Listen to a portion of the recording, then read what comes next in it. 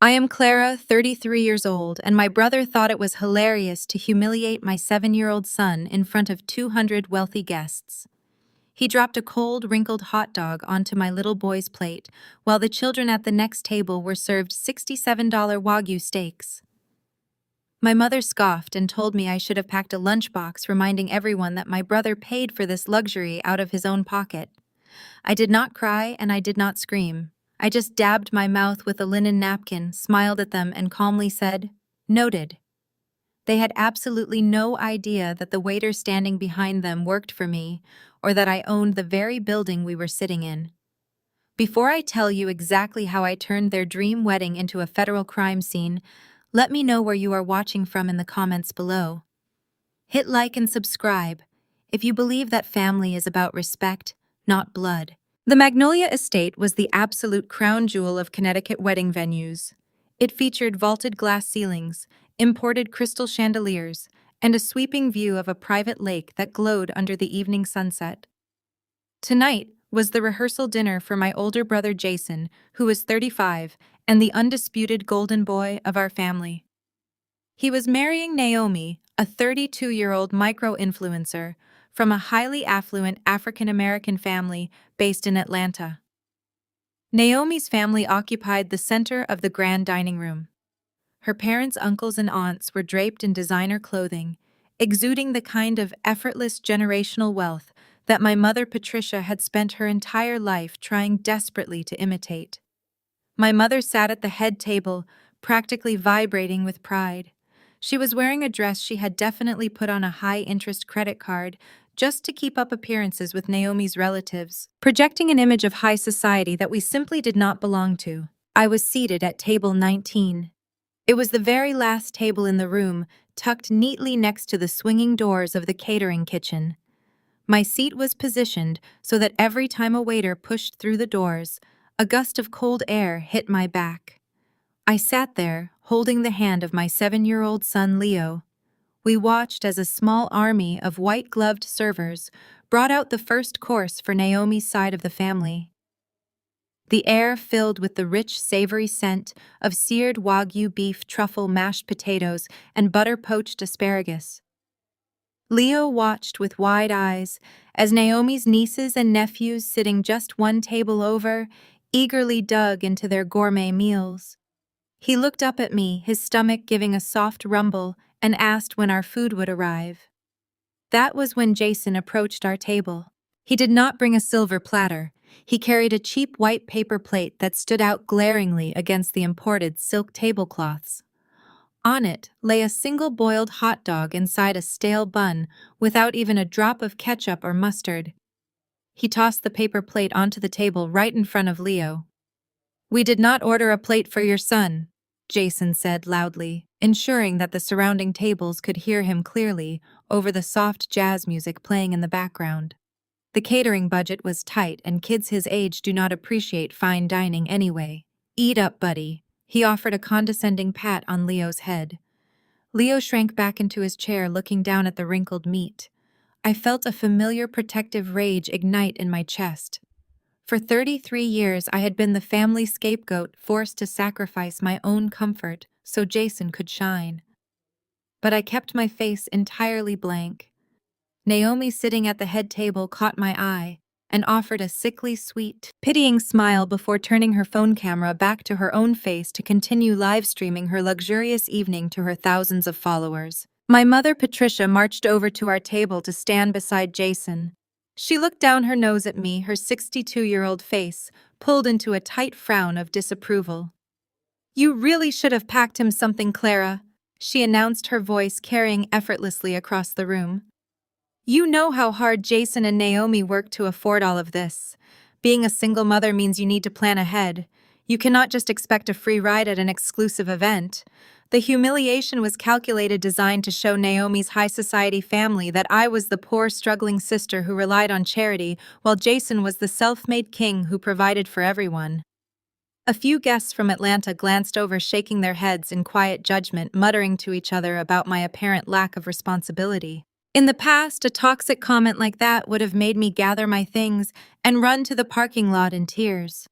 I would have internalized their abuse, convinced myself I was the failure they claimed I was, and apologized for ruining their evening. But I was not the scared people-pleasing scapegoat anymore. As a senior financial advisor, I dealt with corporate sharks every single day. I knew how to read a room, and more importantly, I knew how to hold my cards close to my chest. I looked at the pathetic hot dog, then looked up at my brother's smug face, and finally at my mother's judging eyes. I reached over, gently pushed the paper plate away from Leo, and looked directly into Jason's eyes. "Noted," I said softly. My voice was completely steady, devoid of any emotion. Jason smirked, assuming he had won, and turned to walk back to his champagne tower. He felt like the ultimate provider, a man displaying his dominance and wealth. He did not notice the general manager of the Magnolia estate, a man named David, standing just a few feet away near the kitchen doors. David made brief eye contact with me, his face a mask of strict professionalism. I gave him a subtle, almost imperceptible nod. He nodded back, turning on his heel to head toward the administrative offices to execute the exact orders I had given him earlier that afternoon. Jason and Patricia thought they were putting me in my place, cementing my role as the family failure. They had absolutely no clue that the financial guillotine they had built for themselves was about to drop. The memory of how this entire nightmare began played vividly in my mind as I watched my brother Jason strut confidently back to his table. It started exactly 3 weeks before the rehearsal dinner inside my own living room. I lived in a comfortable, quiet apartment in the city, a sanctuary I paid for entirely on my own. It was a Saturday morning and I was helping Leo with a science project when heavy, demanding knocks rattled my front door. I opened it to find Jason and our mother Patricia standing in the hallway looking completely out of place. Patricia immediately stepped inside, without waiting for an invitation, her eyes sweeping over my modest furniture with a familiar look of absolute disdain.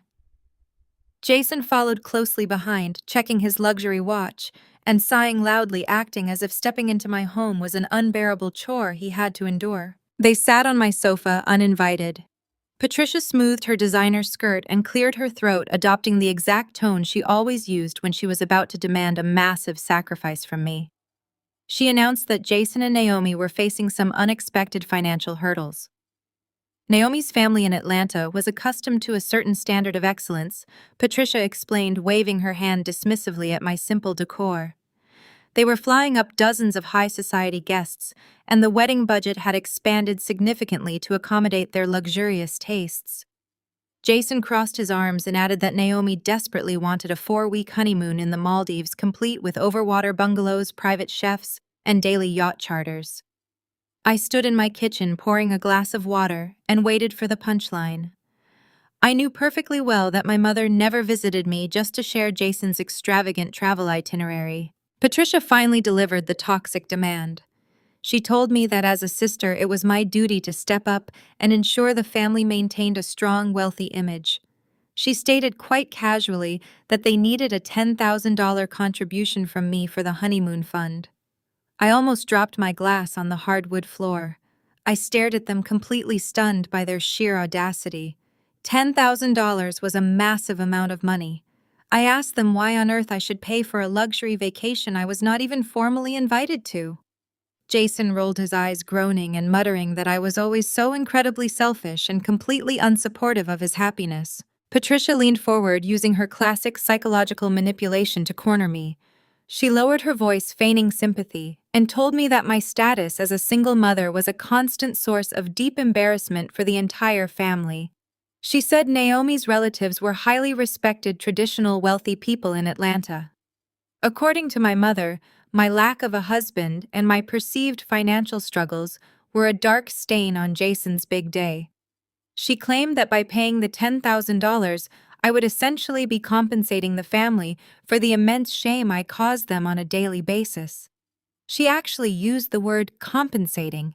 She spun a twisted narrative where I owed them this money simply for existing and making Jason look bad by comparison. I felt a familiar burning heat rising in my chest, but I absolutely refused to give them the emotional reaction they craved.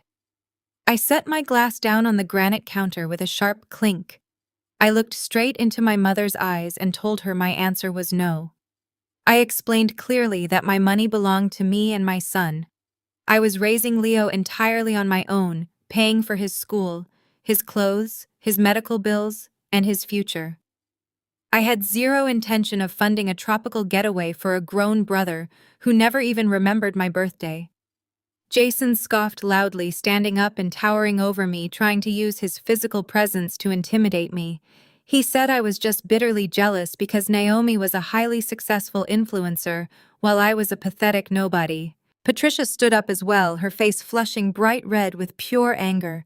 She decided to use her ultimate weapon against me. If I did not write that $10,000 check immediately, she threatened Leo would be permanently banned from the wedding. She crossed her arms tightly and stated that Naomi felt Leo would be a massive disruption anyway. Naomi had apparently complained that a 7-year-old boy without a father would completely ruin the curated high-class aesthetic of her wedding photos. Patricia coldly informed me that unless I paid up right then and there, my son would not be welcome at the ceremony or the reception. They fully expected me to crumble.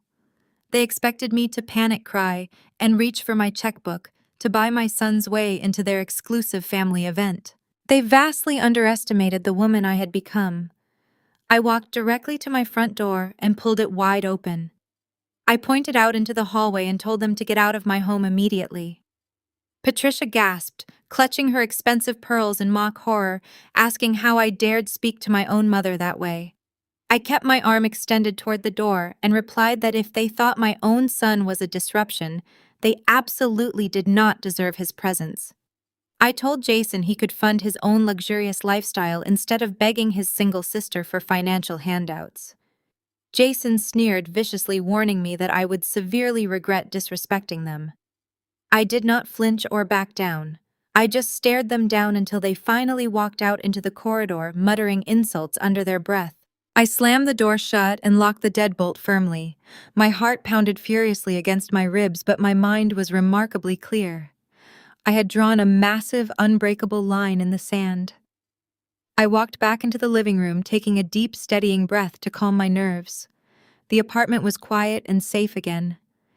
Then the heavy silence was shattered by a harsh, vibrating noise coming from the kitchen counter. My phone screen lit up with a blaring red icon. It was a critical alert from my premium credit monitoring application. I picked up the device expecting a minor security flag or a routine system update. Instead, the notification read that a major inquiry and a massive new line of credit had just been officially approved under my Social Security number. The amount displayed on the screen made my blood run entirely cold. It was not a small credit card application or a minor banking error. Someone had successfully weaponized my pristine financial history. The alert detailed a catastrophic breach of my personal data originating from an IP address I recognized all too well. The family that had just called me a failure had decided to help themselves to my life. I stared at the glowing screen, the red alert reflecting in my eyes. The family that had just called me a failure decided to help themselves to my life. I did not scream or throw the device. Panic is a luxury for people who do not know how to fight back. As a senior financial advisor managing multi-million-dollar portfolios, I dealt with financial anomalies daily. I walked calmly to my home office, locked the door, and booted up my encrypted workstation. I logged directly into my secure financial portals, bypassing standard consumer interfaces to access raw data feeds. My pristine credit score, a number I meticulously built and protected for over a decade, plummeted overnight. It dropped by more than 100 points. A massive personal loan of $150,000 was fully approved and dispersed under my Social Security number. I pulled up the origination documents, my fingers flying across the keyboard with cold precision. I went straight into forensic mode, diving deep into the digital metadata attached to the loan application. I traced the origination IP address. It mapped perfectly to the Wi-Fi network at my parents' suburban house in Connecticut. I pulled the digital signature logs. The application was signed electronically at 2 in the morning, a time when I was sound asleep in my bed. I scrutinized the employment verification forms submitted to the lender. Someone forged a letter verifying my income utilizing old pay stubs stolen from my mail months ago. I kept digging, tracing the banking routing numbers involved in the transaction. The loan was structured with Jason listed as the primary borrower. Because Jason was a serial debtor with a ruined credit history, no reputable bank would ever lend him a dime. To bypass the bank's strict underwriting algorithms, the application featured a guarantor. The guarantor was me. My mother, Patricia, used my social security number, my clean financial background, and my hard-earned professional reputation to act as a fraudulent co-signer for her golden boy. She literally stole my identity to finance his lifestyle. The sheer audacity of the crime was breathtaking. Patricia sat on my sofa 10 minutes earlier, demanding a $10,000 handout and calling me a failure, all while knowing she had already stolen 15 times that amount in my name. She threatened to ban my son from the wedding, to punish me for not giving her pocket change perfectly secure, knowing she had already robbed my future to fund Jason's illusion of wealth.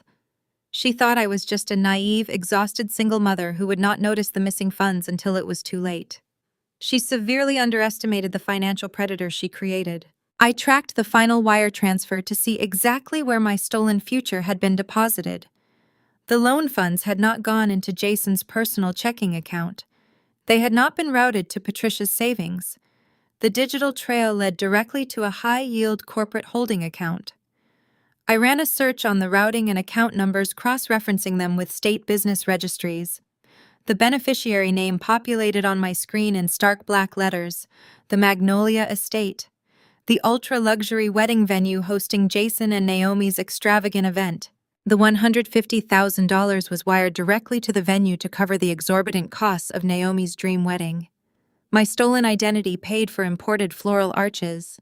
My compromised credit funded the vintage champagne Naomi's high society Atlanta family would sip. My financial security bought the Wagyu beef live entertainment and flawless aesthetic Naomi demanded. They built their perfect wealthy influencer image entirely on my back. The ultimate betrayal was cemented in indisputable digital ink. Patricia and Jason committed a severe federal crime. Identity theft and wire fraud on this scale carried mandatory minimum sentencing. They crossed a line from toxic family dynamics into outright felony territory. They actively chose to jeopardize my ability to buy a house, secure loans for my son's future education, or pass standard background checks, all to ensure Naomi's relatives believed Jason was a self-made millionaire. I sat back in my desk chair, the monitors casting long shadows across my office. My breathing was slow and measured. The anger I felt was no longer a hot, blinding rage. It crystallized into something entirely different. It was pure, freezing determination. I downloaded every document, IP log, routing number, and forged signature. I compiled the evidence into an encrypted file on an external hard drive. I created triple backups, sending one to a secure cloud server and locking another in my safe. I was building a cage of evidence so strong that no amount of narcissistic gaslighting or familial guilt-tripping could ever break them out of it. I looked at the clock. The wedding was exactly 3 weeks away. I could have picked up the phone, dialed emergency services, and had police knocking on my parents' front door before dinner. I could have frozen the transaction, alerted the fraud department, and shut down the wedding preparations instantly. But that would be a quiet resolution. That would give Patricia the opportunity to cry, play the victim, claim it was a misunderstanding, and beg for family forgiveness behind closed doors. That would allow Naomi to walk away with her flawless reputation intact, pretending she knew nothing about the stolen money. I wanted a public execution. I wanted them standing at the altar, surrounded by the Atlanta socialites they were desperate to impress, believing they had completely got away with their crime. I wanted them to reach the absolute peak of their arrogant delusion before pulling the ground out from under them. Bypassing the police department entirely, I reached for my cell phone. I scrolled through encrypted professional contacts and stopped at the most ruthless corporate defense attorney in Connecticut. He specialized in white-collar crime and possessed a reputation for destroying fraudsters in federal court without mercy. I pressed call, listening to the dial tone ring in my silent office. ready to initiate the total destruction of my family's fraudulent empire. I pressed call, listening to the dial tone ring in my silent office, ready to initiate the total destruction of my family's fraudulent empire. Harrison picked up on the second ring. His voice was sharp, a gravelly baritone accustomed to tearing apart hostile witnesses and shredding corporate contracts. I did not waste time with pleasantries. I told him I needed an emergency consultation regarding a six-figure federal fraud case, and the perpetrators were my own immediate family. He told me to be at his office in downtown Hartford first thing Monday morning. The law firm of Harrison and Vance occupied the top 3 floors of a sleek glass tower. Walking into his corner suite felt like stepping into an executioner's chamber.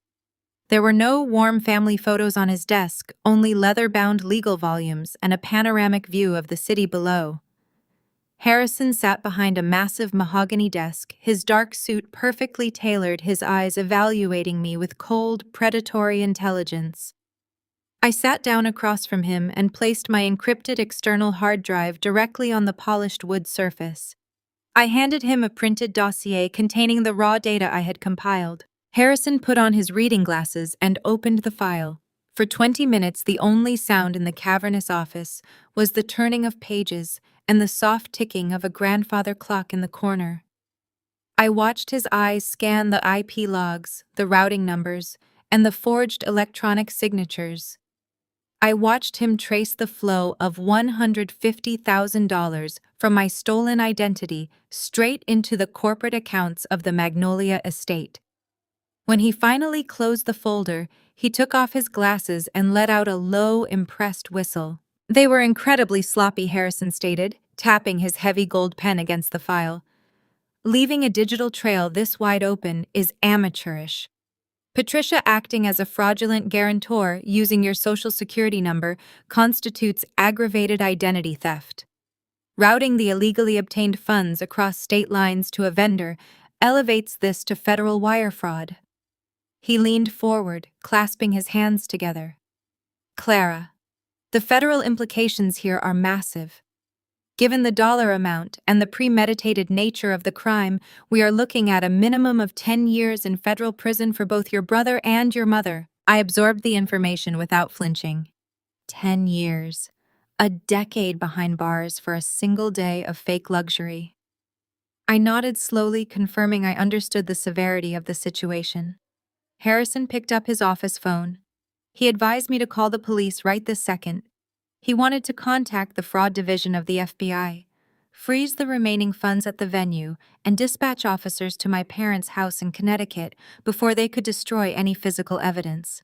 He told me that moving swiftly was the best way to secure my credit and mitigate the financial damage. I reached across the desk and gently pressed my hand over the phone receiver, stopping him. I told him no. Harrison looked at me, his sharp eyes narrowing in confusion. He reminded me that every day the loan sat active, my financial reputation remained severely compromised. I looked back at him with absolute, unwavering resolve. I explained that if we called the police today, my family would easily spin the narrative. Patricia would immediately burst into tears, claim she was simply confused by the digital forms, and act like a desperate mother trying to help her son. Jason would play the victim, claiming he intended to pay me back and that I was just being a vindictive, jealous sister. Naomi would be the biggest winner in a quiet arrest. If we shut down the wedding now, she would play the tragic bride. She would go on her social media platforms, weep to her thousands of followers, and claim her dream was stolen by her fiancé's cruel, unsupportive family. Her wealthy Atlanta relatives would rally around her, completely oblivious to the fact that their daughter's extravagant lifestyle was funded by felony theft.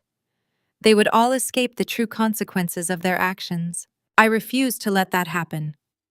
I outlined my strategy to Harrison. I wanted them to stand at the altar. I wanted Patricia wearing her expensive, fraudulently funded gown. I wanted Jason to feel the ultimate pride of showing off wealth he never earned.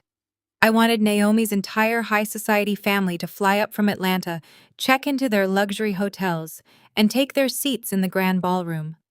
I wanted them to eat the Wagyu beef and drink the vintage champagne. I wanted them to reach the absolute pinnacle of their arrogant delusion, surrounded by everyone they ever wanted to impress. And then I wanted to burn their entire facade to the ground. Harrison stared at me for a long moment. A slow, terrifying smile spread across his face. He leaned back in his leather chair, clearly appreciating the sheer ruthlessness of my plan. It matched his own courtroom tactics perfectly. He put the phone down and folded his hands. He agreed to draft the airtight criminal complaints and prepare everything behind the scenes. He promised to coordinate directly with his contacts in federal law enforcement and the local police department. We spent the next 2 hours meticulously plotting a coordinated strike. Harrison would prepare the arrest warrants and hold them until my exact signal. We established a secure communication protocol for the day of the wedding. He would ensure that the financial institutions had all the necessary affidavits ready to restore my credit the instant the arrests were made, protecting my assets while allowing the trap to snap shut on my family. I authorized him to handle all legal maneuvering required to keep the investigation completely silent until the precise moment of execution. As I stood up to leave, Harrison shook my hand firmly. He told me he had represented cutthroat CEOs and ruthless hedge fund managers. But my particular brand of vengeance was something entirely unique. I thanked him, picked up my purse, and walked out of the glass tower. The legal weapon was now fully loaded and handed to an expert marksman. My family's prison sentences were secured in a locked briefcase in downtown Hartford. But the criminal complaints were only the first half of my strategy. Sending them to jail would satisfy the law, but to truly humiliate them in front of the Atlanta elite, I needed absolute power over the venue itself. I pulled out my phone and checked my corporate email, ready to execute the corporate acquisition that would make me the undisputed master of their wedding day. I stepped out of the elevator and into the polished marble lobby of my corporate headquarters. My hospitality investment group occupied the top floor of a prominent financial building in downtown Boston. While my family viewed my career as some basic mid-level accounting job, the reality was entirely different. I was a senior partner, managing a portfolio worth hundreds of millions of dollars. Our firm specialized in acquiring luxury venues, restructuring their operations, and elevating their market value. For the past 8 months, my team had been quietly negotiating a massive merger and acquisition deal. The target of our aggressive takeover was Vanguard Hospitality Group. They were a premier catering and event management conglomerate. Their absolute crown jewel just happened to be the most sought-after wedding venue in the entire state of Connecticut, the Magnolia Estate. I walked into the main boardroom where my partners and the executive team from Vanguard were already seated. The atmosphere was thick with the adrenaline of a closing deal. Binders of complex legal documents covered the long glass table. I took my seat at the head of the table, projecting an aura of absolute calm and authority. We spent 2 rigorous hours reviewing the final addendums, ensuring every asset, liability, and subsidiary was properly accounted for. When the time came, the Vanguard executives signed the transfer agreements. I took my silver pen and signed my name on the final line. The ink dried on the contract, making the acquisition officially binding. In that singular moment, I became the silent majority owner of the Magnolia Estate. The poetic justice of the situation was almost overwhelming. Patricia and Jason had stolen my Social Security number to secure a fraudulent loan of $150,000. They wired that stolen money directly into the corporate accounts of Vanguard Hospitality to pay for a wedding that deliberately excluded me and humiliated my son. Now, by a twist of pure corporate fate, I owned the very accounts that held my stolen money. I possessed total authority over the property, the catering staff, the vendors, and the entire wedding execution. I was no longer just the victim of a federal crime, I was the landlord of their arrogant fantasy. I left the corporate office and drove straight to the Magnolia Estate. The property was breathtaking, featuring meticulously manicured gardens, classical architecture, and a sprawling lake that screamed generational wealth. I bypassed the main reception area and walked directly into the executive offices. I introduced myself to the general manager, a sharply groomed man named David. He had already received the urgent corporate memo regarding the acquisition and stood up immediately to greet his new boss. I closed his office door, locked the deadbolt, and sat across from his desk. I laid out my first executive order. I required his absolute, unwavering discretion. Under no circumstances was my identity as the new majority owner to be revealed to the staff, the vendors, or the clients. David agreed immediately, recognizing the serious, dangerous tone in my voice. I had him sign a strict non-disclosure agreement just to ensure airtight compliance. Once the legalities of our silence were firmly established, I asked David to pull up a specific client portfolio. I told him I needed to conduct a random quality assurance audit on an upcoming high-profile event. I gave him the name, the Jason and Naomi wedding. David clicked a few buttons on his computer terminal and printed out the master file. He handed me a thick, glossy binder detailing every single aspect of their extravagant day. I opened the folder and felt a cold smile form on my lips. The level of excessive spending was absolutely staggering. I flipped through the itemized receipts and vendor contracts. Jason and Naomi had spared no expense playing the role of wealthy aristocrats with total perfection. They ordered custom floral arches featuring rare imported orchids that cost more than a standard luxury vehicle. The dinner menu was incredibly lavish, including prime Wagyu beef and hand-shaved white truffles flown in directly from Italy. The bar tab was completely open and unlimited, stocked exclusively with vintage champagne that cost thousands of dollars per single bottle. They hired a 12-piece classical string quartet, a celebrity disc jockey, and a professional lighting crew to ensure Naomi's social media live streams would look flawlessly cinematic. Every single page of the massive binder dripped with extreme vanity and toxic ego. I traced my finger over the bottom line of the finalized invoice. The grand total was exactly $150,000. It was the exact amount stolen from my credit profile. My family was using my financial stability to buy rare truffles for people who looked down on me. They purchased vintage champagne to toast to their own fraudulent success, laughing at the struggling single mother they left in the dust. They were consuming my future to feed their pathetic illusion of grandeur. David watched me study the file, his professional demeanor slipping into slight confusion. He noticed my intense, calculating focus on the billing section. He cleared his throat and mentioned that the client had paid the massive balance in full via a direct wire transfer just 2 weeks prior. He asked if there was a problem with the funds or if he should flag the account for suspicious activity. I looked up at David, closing the heavy binder with a solid, echoing thud. I told him that the funds were entirely fraudulent and obtained through a massive felony identity theft. David's face completely drained of color. He panicked and immediately reached for his desk phone, asking if he should cancel the event, lock down the venue, and notify the local authorities. I placed my hand firmly on his desk, stopping him in his tracks. I told him to do no such thing. I instructed him to proceed with the event exactly as planned. I wanted him to serve the absolute best food, pour the most expensive champagne, and treat the bride and groom like absolute royalty. I wanted the illusion to be completely flawless. But I gave him one final, highly specific instruction.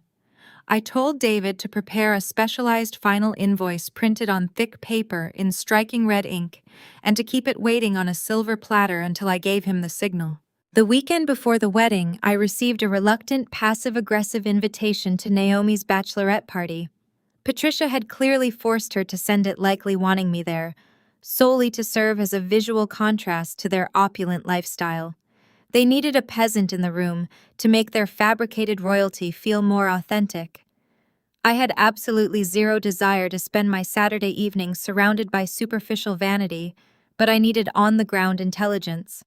I needed audio proof that Naomi and Patricia were fully aware of the extravagant expenses. I dressed in a tailored conservative charcoal suit, activated a high-definition voice recording application on my phone, and drove to the penthouse suite of a luxury hotel downtown. When I stepped out of the private elevator, the sheer volume of the music and the overwhelming scent of expensive perfume hit me like a physical wall.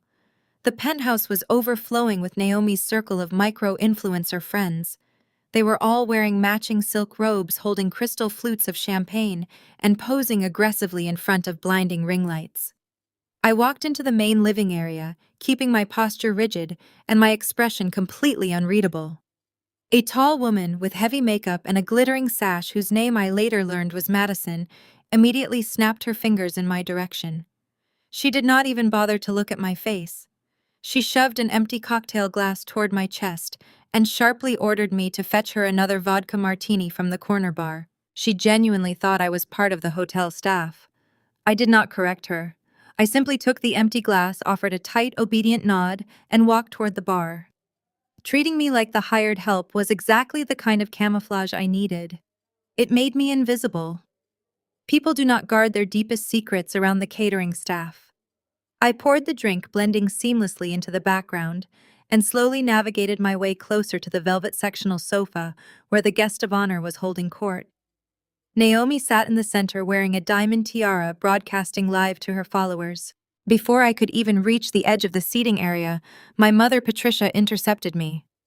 She looked me up and down, her lips curling into a sneer of absolute disgust. She loudly announced to the room that Jason's unfortunate sister had finally decided to show up. Patricia reached out and pinched the lapel of my charcoal suit, laughing cruelly. She asked if I had come straight from a funeral, or if I simply lacked the basic funds to buy an appropriate party dress. She made sure her voice carried over the thumping music, loudly whispering to Naomi's friends that it was terribly difficult for single mothers to afford anything nice these days. She painted me as a desperate, struggling woman who should be grateful just to breathe the same air as them. I maintained a mask of pure ice. I did not defend my wardrobe or my bank account. I just stood there, letting the hidden recording application capture every single syllable of her toxic abuse. Patricia patted my cheek patronizingly, telling me to stand in the back so my depressing energy would not ruin the aesthetic of their photographs. I gladly stepped into the shadows behind the large leather chairs, positioning my phone microphone perfectly to capture the conversations happening on the main sofa. Naomi finished her live stream and turned her attention to her bridesmaids. She tossed her hair over her shoulder and began bragging with the kind of shameless arrogance that only comes from spending other people's money. Madison leaned in and asked how Jason managed to afford such an insanely lavish venue. Naomi laughed, a high, piercing sound that grated against my ears. She proudly proclaimed that Jason possessed limitless wealth. She told her friends that her future husband was a self-made titan who secured a $150,000 wedding budget without even blinking an eye. Hearing her say the exact stolen dollar amount out loud sent a rush of cold satisfaction through my veins. I had her on tape, but I needed more. I needed specific details to tie her completely to the fraudulent invoice. I stood perfectly still in the shadows, silently urging her to keep talking. Naomi, fueled by champagne and an insatiable need for validation, happily obliged. She loudly detailed every luxury item to her captive audience. She bragged about the rare white truffles imported directly from Italy, emphasizing how much they cost per ounce. She gushed over the massive, custom-built floral arches that would line the ceremony aisle, bragging that they were comprised entirely of rare orchids. She even boasted about the vintage champagne tower, naming the exact exclusive brand I had seen on David's invoice just a few days prior. Naomi sat on that velvet sofa and painted a picture of absolute extravagance, completely oblivious to the fact that she was listing the precise evidence of a federal crime. She told her friends that Jason loved her so much, he would spare absolutely no expense to treat her like a queen. Patricia chimed in from the adjoining chair, proudly declaring that her son always knew how to secure the very best things in life. My mother actually took credit for raising such a magnificent, wealthy provider. She sat there, drinking champagne, bought with my stolen social security number, bragging about the financial prowess of a man who was nothing but a desperate thief. I stood in the corner, clutching my phone, recording every single detail. They were handing me the final nails for their own coffins. Naomi was establishing clear, undeniable knowledge of the massive expenditures, proving she was entirely complicit in consuming the stolen funds. Patricia was establishing her pride in the fraudulent transaction. The audio file growing on my device was rapidly becoming a masterpiece of self-incrimination. They thought they were the elite, untouchable stars of the evening, mocking the quiet woman standing in the shadows. They had absolutely no idea that I was just letting them dig their own graves. The music in the penthouse pulsed against the glass windows, and my phone continued to capture every damning word. I remained completely still, blending into the dark corner, content to let the evening play out. But Naomi, emboldened by the alcohol and the chorus of validating laughter from her bridesmaids, needed a more active target for her vanity. She stood up from the velvet sofa, adjusting her diamond tiara, and grabbed a half-empty glass from the side table. It was not the vintage champagne she had been bragging about. It was a cheap, neon-colored vodka mixer that one of her friends had abandoned earlier in the night. Naomi swayed slightly on her designer heels, her eyes scanning the room until they locked onto my charcoal suit. She whispered something to Madison, who giggled and quickly pulled out her phone, hitting the record button for social media. Naomi strutted across the expensive hardwood floor, cutting straight through the crowd of influencers. The room's attention naturally followed the bride-to-be. My mother, Patricia, leaned forward in her leather chair, a malicious smirk forming on her face. Patricia was eager to watch her golden boy's future wife publicly humiliate the family scapegoat. Naomi stopped mere inches from me. She looked me up and down, with exaggerated performative pity. She loudly announced that I looked far too tense for a high society celebration and clearly needed to loosen up. Before I could even blink, she dramatically tilted her wrist forward. The sticky bright pink liquid poured directly down the front of my tailored suit, soaking into the premium fabric and pooling on my expensive shoes. Several girls in the room gasped loudly, but their shock was quickly followed by a chorus of cruel, mocking laughter. Naomi brought her hand to her mouth in a theatrical gesture of fake shock. She offered a high-pitched, insincere apology, claiming her hand had just slipped because her engagement ring was simply too heavy. Then her smile turned razor-sharp. She leaned in close, ensuring her friend's camera caught every single syllable of her insult. She told me she would have offered me a glass of the vintage champagne, but she knew my poverty mindset would not even be able to process the taste of real luxury. She explicitly stated that wasting $1,000 bottle of champagne on someone who shops at discount outlets would be a terrible crime against her standard of living. Patricia's sharp laughter echoed above the pulsing music, completely validating the cruel physical assault on her own daughter. They waited eagerly for the breakdown.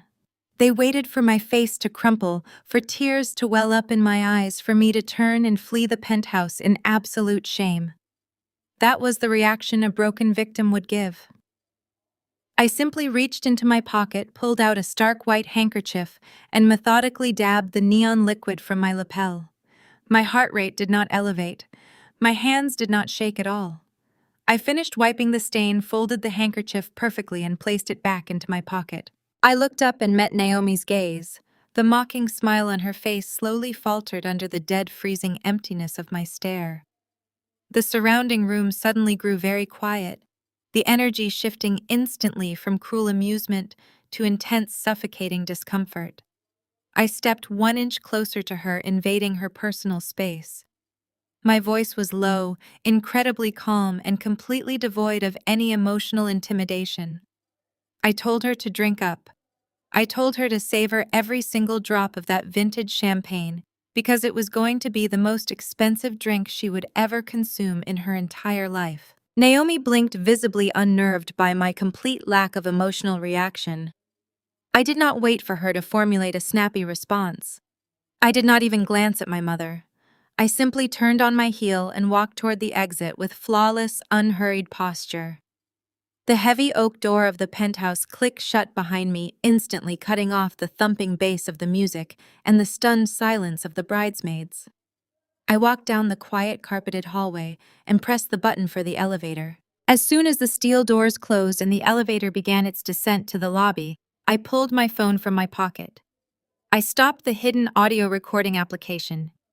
The file was exactly 47 minutes long, It contained 47 minutes of undeniable high-definition audio evidence. I had Patricia proudly admitting her complicity in Jason's financial maneuvers. I had Naomi explicitly listing the exact luxury items purchased with the fraudulent funds, proving her deep awareness and enthusiastic consumption of the stolen money. I walked out of the luxury hotel and got into my car. I did not turn the key in the ignition. Instead, I connected my phone to my secure mobile hotspot. I opened the encrypted digital portal linked directly to Harrison's law firm. I selected the massive audio file, titled it with Naomi and Patricia's names, and initiated the secure upload. A green progress bar moved rapidly across my screen. 90%, 95%, 100%. The file was securely locked into Harrison's federal-grade servers, safe from any tampering or deletion. A moment later, a text message from Harrison illuminated my dashboard screen. It read, "Audio received. Intent and complicity are fully established. The snare is legally set." I smiled, the pink sticky stain on my suit, suddenly feeling like a badge of absolute victory. The legal trap was now completely flawless.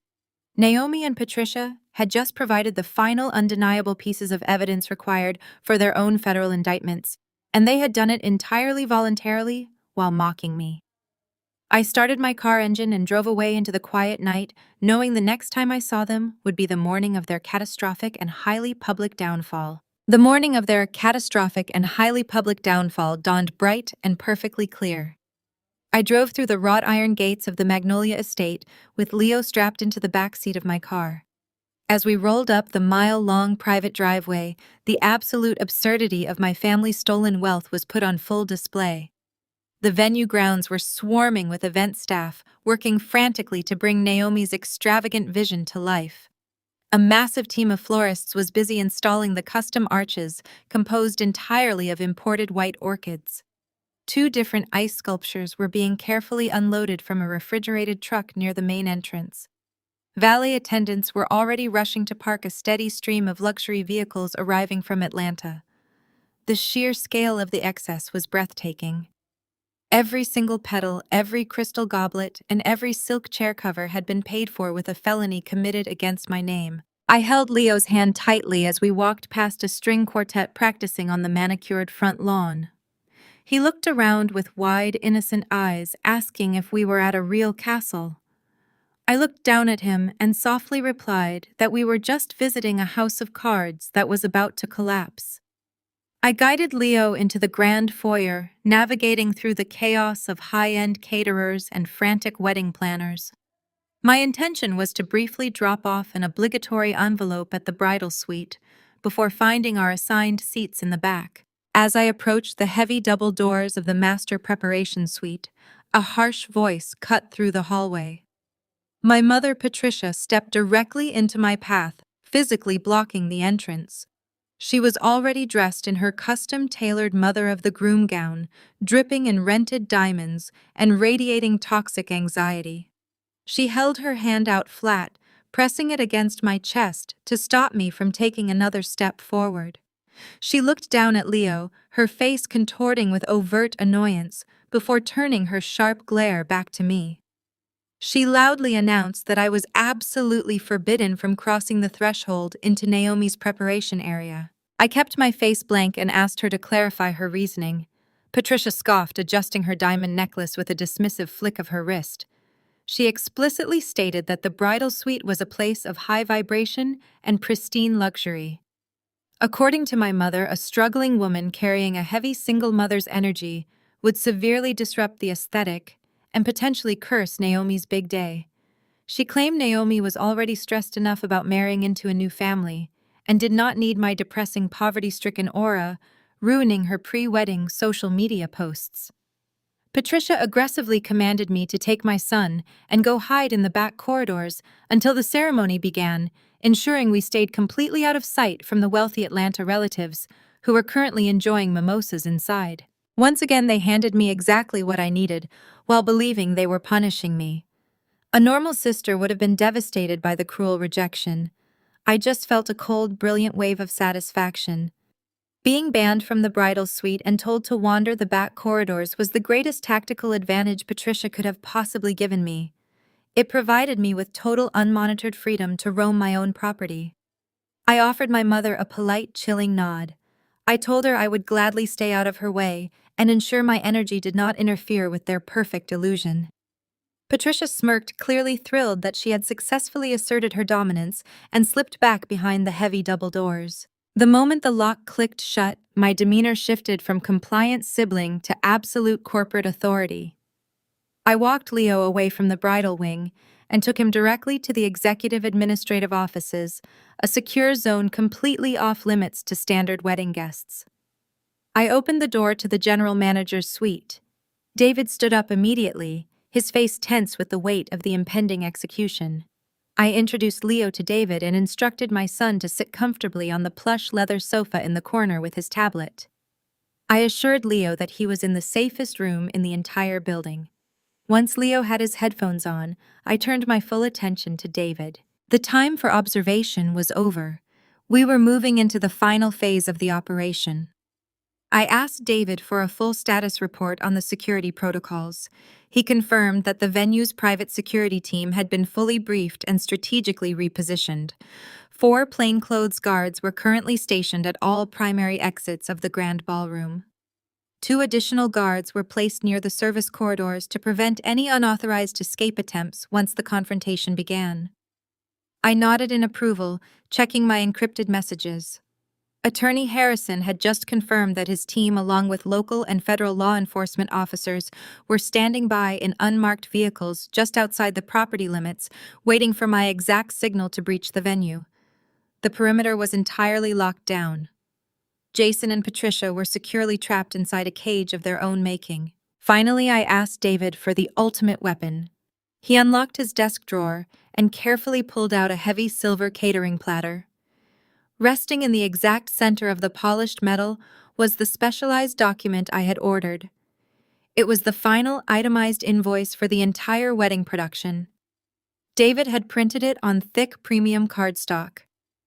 Just as I had instructed, every single line item, the Wagyu beef, the vintage champagne, the imported orchids, and the massive unapproved loan balance, was printed in stark, blinding red ink. The number $150,000 glowed aggressively at the bottom of the page. It was a flawless visual representation of their financial crime. I picked up the invoice, verifying that the banking routing numbers matching my stolen identity were clearly displayed in the billing section. It was perfect. I placed the document back onto the silver platter. I looked at David, my voice dropping to a freezing absolute zero. I instructed him to keep the platter secure and to wait for my exact cue during the dinner reception. I left the executive suite with a profound sense of clarity, my heels clicking softly against the polished hardwood floors of the private corridor.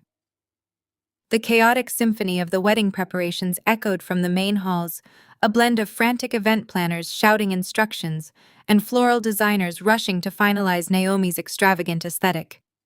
I needed to retrieve Leo from David's office shortly, but first I intended to walk the perimeter of the grand ballroom to ensure the seating arrangements matched the venue map.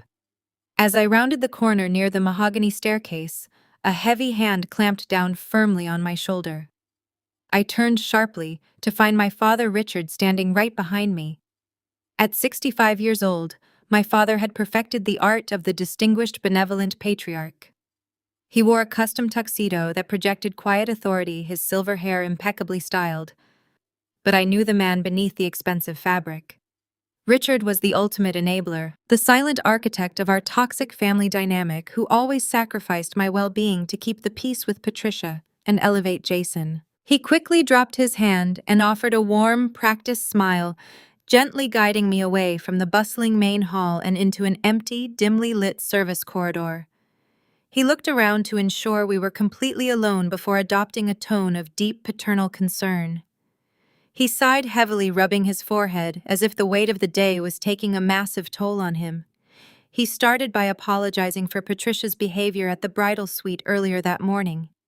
He spun a masterful web of excuses, claiming my mother was simply overwhelmed by the high society pressure from Naomi's wealthy Atlanta relatives. He placed a comforting hand on my arm, telling me how much he appreciated my maturity and my willingness to stay out of the way for the sake of family harmony. He painted a picture of us being on the same team, the two rational adults trying to navigate Patricia's dramatic outbursts. I kept my expression entirely neutral, allowing him to weave his fabricated narrative. I knew Richard never initiated a private conversation unless he needed something from me. Right on cue, his tone shifted from emotional conciliation to casual business. He reached into the inner pocket of his tailored tuxedo jacket and pulled out a tightly folded piece of paper along with a silver fountain pen. He chuckled lightly, shaking his head as if dealing with a minor ridiculous annoyance. He explained that the management of the Magnolia estate was being incredibly bureaucratic about their insurance policies. According to my father, the venue required a standard family liability waiver from all immediate blood relatives of the groom before the ceremony could officially commence. He held the document out to me, framing it as a meaningless administrative hurdle that we just needed to get out of the way so we could all enjoy the beautiful evening. I took the folded paper from his hand. As a high-level financial advisor who spent over a decade dissecting complex corporate contracts and liability agreements, my eyes automatically scanned the header and the dense blocks of legal text. It took me less than 2 seconds to realize this was absolutely not a venue insurance waiver. The document was a post-origination guarantor ratification form. It was a highly specific, legally binding contract designed by banking institutions to retroactively authorize a line of credit. The text explicitly stated that the undersigned individual fully consented to the utilization of their Social Security number for the $150,000 loan dispersed to Jason. It contained a sweeping indemnification clause designed to completely absolve the primary borrower and any acting agents from all claims of fraud, identity theft, or financial misrepresentation. The chilling reality of the paper in my hands hit me with the force of a freight train. Up until this exact second, I believed Richard was merely a passive bystander. I thought Patricia and Jason had committed the federal wire fraud on their own, keeping my father in the dark to avoid his lectures on financial responsibility. I was entirely wrong. Richard knew everything. He was fully aware that his wife and son had stolen my identity to fund this lavish spectacle. Instead of stopping them, instead of protecting his daughter, he actively colluded with them to cover up the felony. He leveraged his role as the caring diplomatic father to trick me into signing away my legal rights and absorbing a massive life-ruining debt.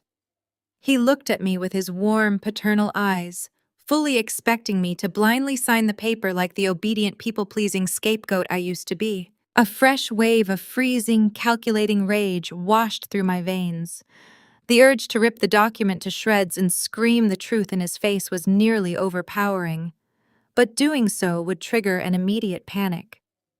Richard would alert Patricia and Jason. They would realize their fraud was discovered, and the trap I had so meticulously built with Attorney Harrison would be compromised. I needed to secure this document. It was the ultimate, irrefutable proof of Richard's active complicity in the federal crime. I looked up from the paper, letting my shoulders slump slightly, adopting the persona of an exhausted, compliant daughter who just wanted the day to be over. I offered an apologetic, self-deprecating laugh. I patted the sides of my dress and tapped the small decorative clutch hanging from my wrist. I looked at my father with wide, innocent eyes and told him I had left my reading glasses in the glove compartment of my car. I explained that the venue lighting was far too dim in this corridor, and the legal font was giving me a terrible headache. Before Richard could process the excuse or offer to read it aloud to me, I decisively folded the ratification form and slipped it deep into the zippered pocket of my designer purse. I smiled brightly and assured him that I would grab my glasses right after the ceremony concluded and sign the venue waiver for him before the dinner reception began. Panic flashed instantly across Richard's distinguished features. The mask of the benevolent patriarch slipped, revealing the terrified co-conspirator underneath. He reached his hand out, his fingers twitching as he desperately tried to think of a reason to demand the paperback immediately. He stammered, claiming the wedding coordinator needed all the signatures filed before the music started, insisting that I should just sign it quickly without worrying about the fine print. I took a deliberate step back, maintaining my cheerful, oblivious facade. I told him I never sign anything without my glasses, a strict rule from my boring corporate job. I gave his arm a reassuring squeeze, promising again that I would handle it the second the vows were exchanged. I turned my back on my father and walked down the corridor, feeling his panicked gaze burning into my spine. I now held the physical evidence that would send all three of my family members to federal prison, resting securely inside my purse. I retrieved Leo from the executive administrative suite, offering David a final confirming nod before leaving the secure zone. My son grabbed my hand, sensing the shift in my posture. We walked together out of the main building and toward the spectacular glass conservatory, where the wedding ceremony was scheduled to take place. The late afternoon sun filtered perfectly through the vaulted glass ceilings, casting a warm, golden glow over the seating arrangements. The venue staff had truly outdone themselves. The space was transformed into an indoor botanical garden, completely dominated by the massive custom-built floral arches Naomi had bragged about at the bachelorette party. Thousands of imported white orchids cascaded down the aisles, filling the air with a heavy, sweet fragrance. It was a breathtaking display of botanical artistry, and every single petal had been purchased with my stolen identity. An usher dressed in a sharp tuxedo approached us holding a velvet-bound seating chart. He looked at my modest dress, then down at his list, his polite smile failing to mask his clear disdain. He pointed his white-gloved hand past the rows of plush cushioned seating toward the very back of the conservatory. Naomi's family from Atlanta occupied the VIP front rows. They were a sea of designer silk bespoke suits and flashing diamonds, murmuring in hushed approving tones about the sheer opulence of the event. My mother Patricia and my father Richard sat directly across from them in the designated parent seating. Richard looked incredibly stiff, his posture rigid as he occasionally glanced over his shoulder, desperately scanning the crowd for me and the document resting in my purse. The usher led Leo and me to the absolute furthest corner of the room.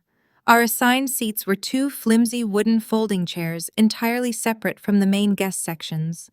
We were positioned right next to the swinging metal doors of the temporary catering kitchen.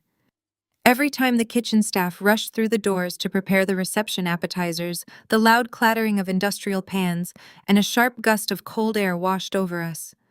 It was a deliberate, calculated insult. They wanted me to feel the full weight of my supposed inferiority. They wanted the wealthy Atlanta guests to see the outcast sister hidden away in the shadows, with her fatherless child, completely excluded from the inner circle of luxury. I sat down on the hard wooden chair and pulled Leo close to my side, smiling inwardly. They had given me the absolute best vantage point in the entire room to watch their impending destruction. A hush fell over the magnificent conservatory as the 12-piece classical string quartet began to play a soaring, dramatic overture. The heavy oak doors at the back of the aisle swung open. Naomi made her grand entrance, stepping onto the pristine white runner. She wore a custom-designed gown covered in thousands of hand-sewn crystals that caught the golden sunlight and scattered tiny rainbows across the ceiling. She walked down the aisle with the slow, practiced gait of royalty, ensuring her hired videographers captured every flawless angle for her social media platforms. She looked like a wealthy queen ascending to her throne, blissfully ignorant that her entire kingdom was financed by a felony. Jason waited for her under the magnificent floral arch. He wore a bespoke velvet tuxedo, his chest puffed out with arrogant pride. As Naomi reached the altar, he took her hands, projecting the image of a powerful, capable provider. The officiant spoke a few introductory words about love and commitment before stepping back to allow the couple to exchange their personal vows. Jason was handed a silver microphone. His voice echoed through the high-end sound system, filling every corner of the glass conservatory. He did not speak about love, partnership, or mutual respect. Jason delivered a speech entirely focused on his own ego and his fabricated financial superiority. He looked out at Naomi's wealthy family and shamelessly bragged about his relentless dedication to success. He talked about his grueling professional grind, his unyielding ambition, and his ability to overcome massive obstacles through sheer self-made willpower. He spun a disgusting narrative of a man who had built his own empire from the ground up. He squeezed Naomi's hands and confidently promised to provide her with a kingdom of limitless luxury. He swore to give her the world, claiming that his massive financial success was solely dedicated to ensuring she never had to want for anything. I sat in the cold draft of the catering doors listening to the most outrageous hypocrisy I had ever witnessed. He was bragging about his financial prowess while actively defaulting on the stolen loan that paid for the microphone in his hand. He was promising her a kingdom while standing on property that I completely owned. The sheer audacity of his performance was sickening, yet deeply validating. The trap I had set was fully justified. Leo shifted uncomfortably on his hard wooden chair. He had been incredibly patient watching the lavish ceremony unfold from our isolated corner. He leaned his head against my arm, his small fingers gripping my hand tightly. He looked up at the altar, watching his uncle project total confidence to the crowd. But Leo noticed something the Atlanta elite did not. He noticed the subtle nervous movements of Jason's eyes. Every time Jason swept his gaze across the room to emphasize a point about family or loyalty, his eyes deliberately skipped over our dark corner. He refused to look in our direction. Leo tugged on my sleeve, his voice a soft, innocent whisper, barely audible, over the echoing sound of the microphone.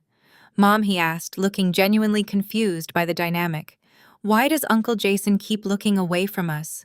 Why will he not look at our table?" Before the waiter could clear my dinner plate, a suffocating cloud of heavy designer perfume washed over table 14.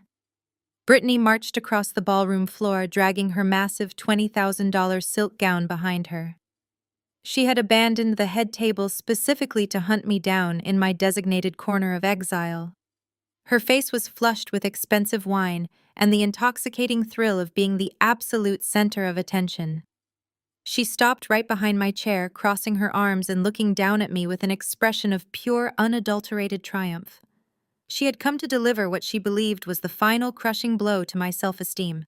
Leo did not fully understand the heavy, literal truth behind my words, but he recognized the serious, unyielding tone of my voice. He nodded slowly, leaning back against my shoulder as we turned our attention back to the altar. Jason finished his fraudulent vows to a round of enthusiastic applause from the VIP seating.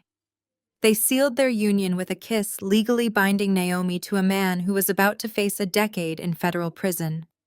The string quartet played a triumphant recessional march. The ceremony concluded, and the guests began to transition toward the grand ballroom for the evening reception. The time for silent observation was officially over. I stood up, smoothing the fabric of my dress, ready to execute the final devastating phase of my plan. "You spent your entire life thinking you were so much better than me just because you started some boring real estate company," she sneered, her eyes flashing with venomous victory. "You worked 80-hour weeks. You isolated yourself. You bought expensive suits. And for what? Look at you now. You are 33, totally alone, sitting in the back corner of a room while I just married a technology mogul. I secured generational wealth without ever having to lift a finger. I won at life, Stella. I completely beat you." Her absolute delusion was truly a marvel to witness. She stood there bragging about conquering the world, completely oblivious to the fact that her new husband was actively drowning in $4 million of aggressive debt and facing decades in federal prison. I let her continue her pathetic monologue, giving her the space to dig her own grave as deeply as possible. "You have always cared about nothing but money," Brittany added, her tone shifting from a gloat to a direct order. "You hoard your wealth while our parents struggle. So since you clearly have no one else to spend your millions on, DeAndre, and I have decided on the perfect wedding gift from you. We are booking a month-long luxury honeymoon at a private overwater villa in the Maldives. The total cost is roughly $150,000, including the first-class flights. We expect you to wire the full amount to DeAndre's primary holding account by Monday morning. Consider it your way of apologizing for your terrible attitude and finally contributing something useful to this family. If you do not pay for the trip, Mom and Dad agreed they will publicly freeze you out of the family trust entirely. I looked up at her flushed, greedy face, the sheer audacity of her extortion attempt hanging heavily in the air. I reached for my crystal water goblet, took a very slow, refreshing sip, and set it down precisely on the linen coaster. I am going to have to politely decline that generous offer, Brittany, I replied, my voice dangerously calm and echoing with corporate authority. I have a very strict personal financial policy. I absolutely do not finance tropical luxury vacations for men who are currently under active federal investigation by the Securities and Exchange Commission. Richard stood a few feet away, swirling a glass of expensive bourbon, nodding in solemn agreement as other guests praised his son's financial prowess. He played the role of the humble, highly successful patriarch to absolute perfection. Not a single trace of the terrified, sweating man from the service corridor remained on his face. He completely believed that by forcing me to take that liability waiver, he had successfully covered their tracks and shielded himself from federal prison. He actually believed he had won the long game. My parents paraded around the grand ballroom, soaking up the admiration and the elevated social status they had stolen my identity to purchase. They were riding the absolute highest peak of their narcissistic delusions. I sat in the very back of the room, completely isolated from the glittering celebration. My assigned table was exceptionally small, shoved into the dark, drafty corner, right next to the kitchen swinging doors. The other chairs at my table remained entirely empty, a deliberate choice by Patricia and Jason to ensure Leo and I were cut off from the rest of the guest list. Leo sat quietly beside me, happily distracted by a colorful racing game on his digital tablet. He was completely oblivious to the massive social dynamics and the impending criminal consequences playing out across the ballroom floor. He did not care about the imported flowers or the crystal chandeliers overhead. He was just a sweet, innocent boy, waiting patiently for his dinner. I watched the spectacle unfold with cold, detached precision. I studied the layout of the room, identifying the primary exits, the service corridors, and the optimal entry points for law enforcement. The grand ballroom featured 3 main double doors leading to the grand lobby, 2 emergency exits near the outdoor terrace, and the catering doors right next to my table. The trap was perfectly enclosed and structurally flawless. I reached into my designer purse, my fingers brushing against the folded liability waiver Richard had tried to force on me earlier. I pulled out my secure mobile device and opened the encrypted messaging application linked directly to Attorney Harrison. My hands did not shake at all.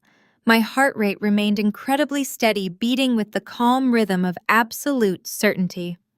I typed a single decisive message: deploy security to all exits, bring the police. I hit send. The delivery confirmation icon lit up the screen immediately. Less than 10 seconds later, Harrison replied with a simple, chilling confirmation. Operations authorized. Teams are moving into position. I placed my phone face down on the table, locking my screen. The invisible snare was now fully activated. Outside the heavy stone walls of the Magnolia estate, federal officers and local police were quietly stepping out of their unmarked vehicles into the cool evening air. They were actively coordinating with the venue's private security team, securing the perimeter and ensuring absolutely no one could leave the property without passing through a heavily armed checkpoint. Inside the ballroom, the oblivious guests continued to laugh, drink, and loudly celebrate a federal felony. The tension in the air began to thicken, pulling tight like a coiled steel spring right before it violently snaps. The string quartet transitioned from classical background music to a lively, upbeat tempo, signaling the formal beginning of the highly anticipated dinner service. The head caterer stepped out from the kitchen doors right next to my table, adjusting his earpiece and giving a sharp, authoritative nod to his waiting staff. A massive line of servers emerged from the kitchen, carrying heavy silver trays loaded with the first course. The clinking of fine crystal glasses and the loud, boastful laughter of Naomi's relatives echoed sharply off the vaulted ceilings. The extravagant $67 Wagyu steaks were being plated in the kitchen, the rich, intoxicating aroma of seared meat and truffle butter wafting heavily into the dining room. Everything was moving exactly according to the strict, luxurious schedule Jason and Naomi had demanded from their wedding planners. The climax of their stolen fantasy was rapidly approaching, setting the absolute perfect stage for their total and uncompromising destruction. The heavy metal doors of the catering kitchen swung open with rhythmic, practiced precision. A perfectly synchronized line of waitstaff emerged into the grand ballroom, carrying massive silver trays balanced expertly on their shoulders.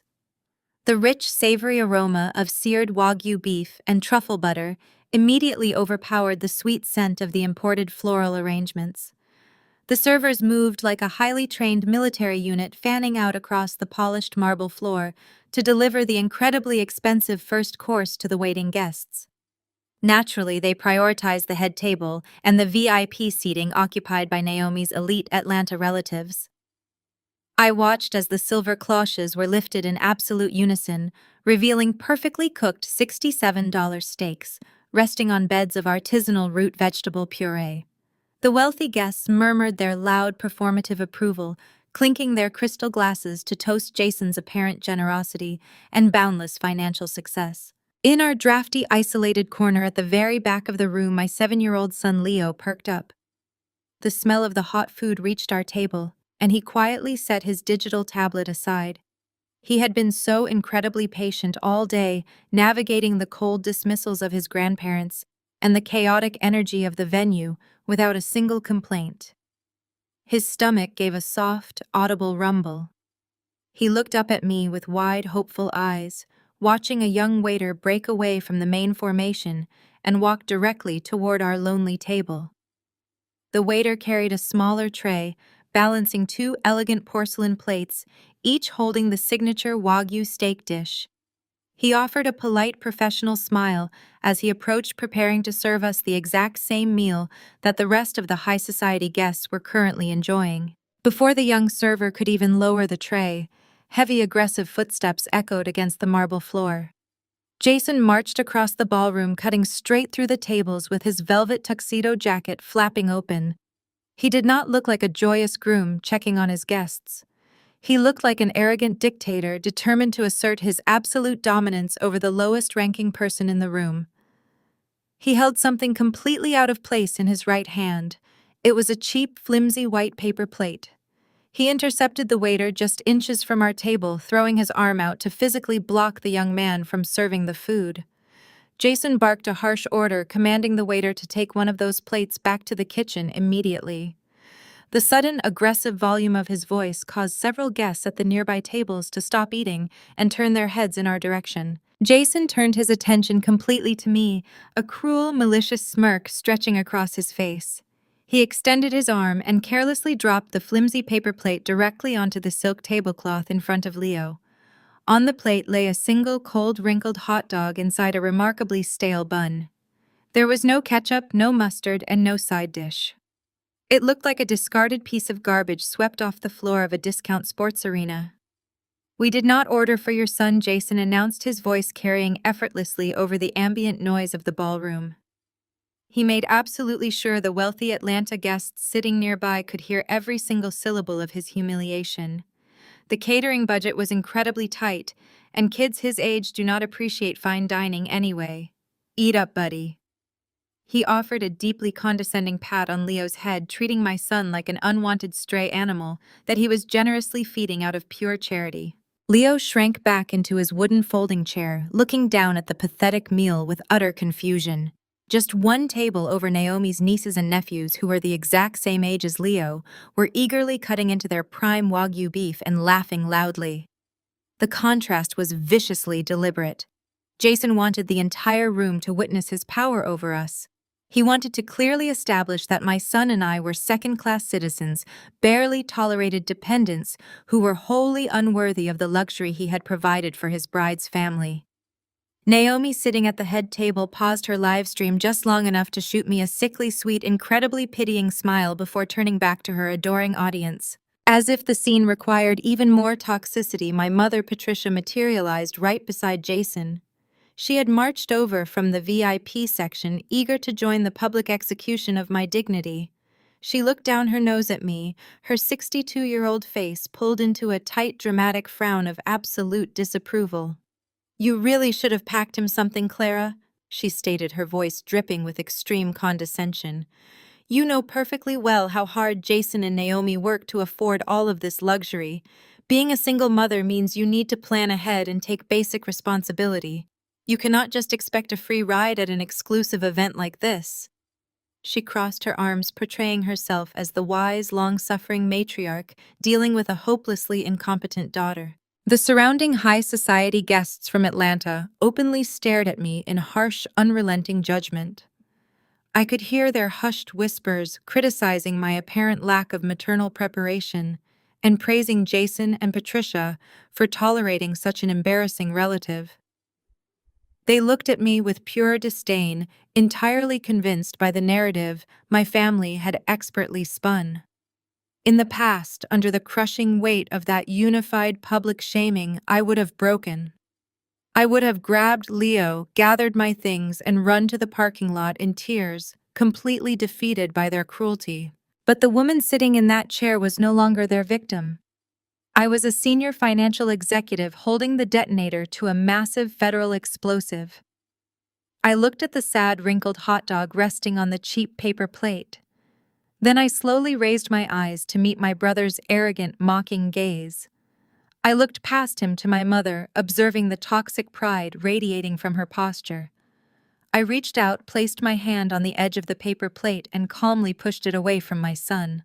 I did not raise my voice, and my expression remained a mask of pure, freezing ice. "Noted," I said. That single emotionless word hung in the air between us. It was not a surrender. It was the absolute definitive point of no return. The final piece of the puzzle had firmly clicked into place. Jason smirked, believing he had thoroughly won the interaction, and turned his back on me to return to his stolen throne. He walked away completely blind to the fact that I had just given the silent, catastrophic signal for his total destruction. Jason was halfway across the polished marble floor, his velvet tuxedo jacket swaying with each arrogant stride. He was heading straight for the head table, ready to reclaim his seat beside Naomi and bask in the glow of the Atlanta elite's approval. I did not watch my brother. I shifted my gaze toward the heavy, swinging doors of the catering kitchen. David, the general manager of the Magnolia estate, stood perfectly still in the shadows of the service corridor. Our eyes met across the vast expanse of the ballroom. I offered a single sharp nod. The execution phase had officially commenced. David stepped out of the shadows. He was dressed in a flawless charcoal gray three-piece suit, projecting an aura of absolute authority that instantly distinguished him from the standard waitstaff. In his white-gloved hands, he carried a heavy, polished silver platter. He moved with the precision of a heat-seeking missile, his posture impossibly straight, his footsteps echoing faintly beneath the lively melodies of the string quartet. To reach my isolated table in the back corner, David had to navigate the entire length of the grand ballroom. He walked directly past the VIP sections. He walked right past the imported floral arches and the massive six-tier wedding cake. Most importantly, he walked right past the head table where Naomi was still holding her smartphone high, live streaming her luxurious evening to her eager online audience. Normally, the general manager of an ultra-luxury venue would prioritize the bride and groom. He would check on their comfort, ensure their glasses were full, and cater to their every whim. Instead, David completely ignored Jason and Naomi. He did not even glance in their direction. Several wealthy guests from Atlanta noticed this bizarre breach of high society etiquette. They paused with their crystal champagne flutes halfway to their lips, their brows furrowing in confusion as they watched the highest-ranking staff member deliberately bypass the people who supposedly paid for the entire spectacular event. Jason, noticing the sudden shift in the guests' attention, stopped walking. He turned around, expecting David to approach him with compliments or VIP service. A smug, expectant smile formed on his lips. He even puffed out his chest, ready to play the generous host receiving praise from the venue management. But David did not stop. He walked right past my brother, leaving Jason standing awkwardly in the middle of the dance floor like a forgotten prop. David marched straight into the cold, drafty corner of the room and stopped directly in front of my flimsy wooden folding chair. He clicked his heels together slightly and executed a deep, respectful bow. It was not the standard polite nod given to a regular guest. It was a profound display of absolute corporate deference, the kind of bow reserved strictly for the highest level of ownership. The string quartet was transitioning between songs, creating a brief, natural lull in the ambient noise of the room. David capitalized on this exact moment of quiet. He straightened his posture, holding the silver platter out toward me. Resting in the center of the gleaming metal was the thick premium cardstock document I had ordered. Its text was printed in blinding, undeniable red ink, a glaring contrast to the soft silver and white aesthetic of the wedding. As requested, Madam Chairman, David announced. His voice was incredibly crisp, booming with a trained theatrical resonance that carried effortlessly across the marble floors and bounced off the vaulted glass ceilings. The final invoice. Those 7 words hit the grand ballroom like a physical shockwave. The title, Madam Chairman, echoed in the sudden, suffocating silence. Jason's arrogant, mocking smirk evaporated instantly. It was replaced by a mask of sheer, unadulterated confusion. His jaw literally dropped. His eyes darted frantically between me, David, and the silver platter. He could not comprehend why the manager of the most exclusive property in the state was bowing to his scapegoat sister. Jason took a hesitant, shaking step backward, bumping directly into an empty chair. The color drained from his knuckles as he gripped the edge of a table for support. His mind was racing desperately, trying to construct a lie that could possibly explain away the impossible scene unfolding right in front of his eyes. Patricia, who had just returned to her seat in the parent section, froze with a piece of Wagyu beef hovering near her mouth. The color drained completely from her 62-year-old face, leaving her looking pale, terrified, and suddenly very small. At the head table, Naomi's perfectly curated influencer persona completely glitched. She slowly lowered her smartphone, abandoning her live stream mid-sentence. Her thousands of viewers were suddenly treated to a blurry view of the floor as she stared at the back corner of the room, completely incapable of processing what was happening. The woman she had intentionally spilled a sticky drink on, the single mother she had mocked for having a poverty mindset, was just addressed as the ultimate authority of the very venue she was currently bragging about.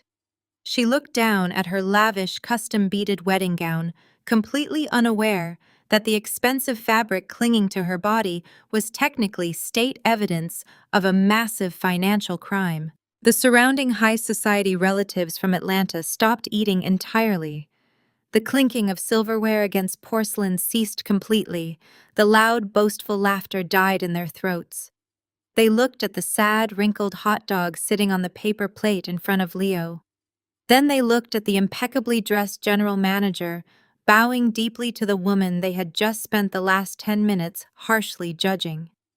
The stark, undeniable visual contrast created a heavy, suffocating tension. The entire social hierarchy of the room had just flipped completely upside down in a matter of seconds. Leo looked up at me, his small hand still holding mine, his eyes wide with innocent wonder at the sudden change in the atmosphere. I squeezed his hand reassuringly, letting him know that everything was perfectly under control. I calmly reached out and picked up the heavy document from the silver platter. I did not rush. I let the heavy silence stretch, allowing the absolute terror to begin sinking deeply into my family's minds. I looked down at the bright red ink verifying the massive $150,000 total and the fraudulent banking routing numbers printed clearly at the bottom. The weapon was finally drawn. The trap had officially snapped shut. The air in the grand ballroom grew incredibly thick, suffocating the joyous celebration that had been thriving just moments before. I took a slow, deliberate breath, fully prepared to tear down the entire fake empire they had built on my stolen identity. I slowly stood up from the flimsy wooden folding chair. I placed my hand gently on Leo's shoulder, instructing him to keep his noise-canceling headphones on and continue playing his game. He gave me a small nod, completely insulated from the impending chaos. I smoothed the fabric of my dress, squared my shoulders, and began my walk toward the center of the grand ballroom. The master of ceremonies, a hired professional meant to keep the evening flowing smoothly, stood near the edge of the polished dance floor. He held a sleek wireless microphone, preparing to announce the traditional family toasts. He watched my approach, his practiced smile faltering. He tried to quickly determine why a marginalized guest from the absolute worst table in the room was aggressively marching into his designated workspace. I did not ask for his permission. I reached out and took the microphone directly from his hands. He gasped, stepping back in pure shock, but a sharp, authoritative glare from David, who remained standing at attention near my table, froze the man in his tracks. The master of ceremonies wisely retreated into the shadows. I gripped the cool metal of the microphone and flicked the power switch. I tapped the top of the device twice.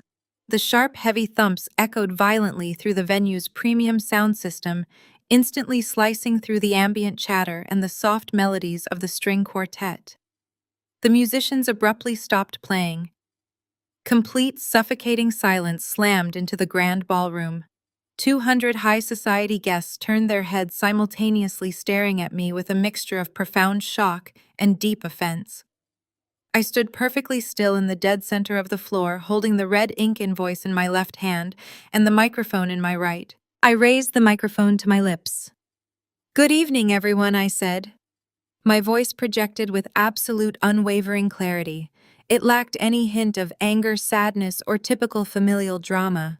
It was the exact tone I used when dismantling hostile corporate takeovers in downtown boardrooms. For those of you who do not know me, my name is Clara. I am Jason's younger sister. I am the single mother who was just publicly humiliated and deemed unworthy of consuming the same meal as the rest of you. Murmurs of extreme discomfort rippled through the VIP seating area. Naomi's wealthy parents shifted uneasily in their seats, clearly irritated by this unscripted interruption. Patricia looked like she was about to faint, her manicured hands gripping the edge of her table so hard her knuckles turned entirely white. "But I am not standing here tonight merely as the family scapegoat," I continued, my voice cutting cleanly through their judgmental whispers. "I am standing here in my official professional capacity.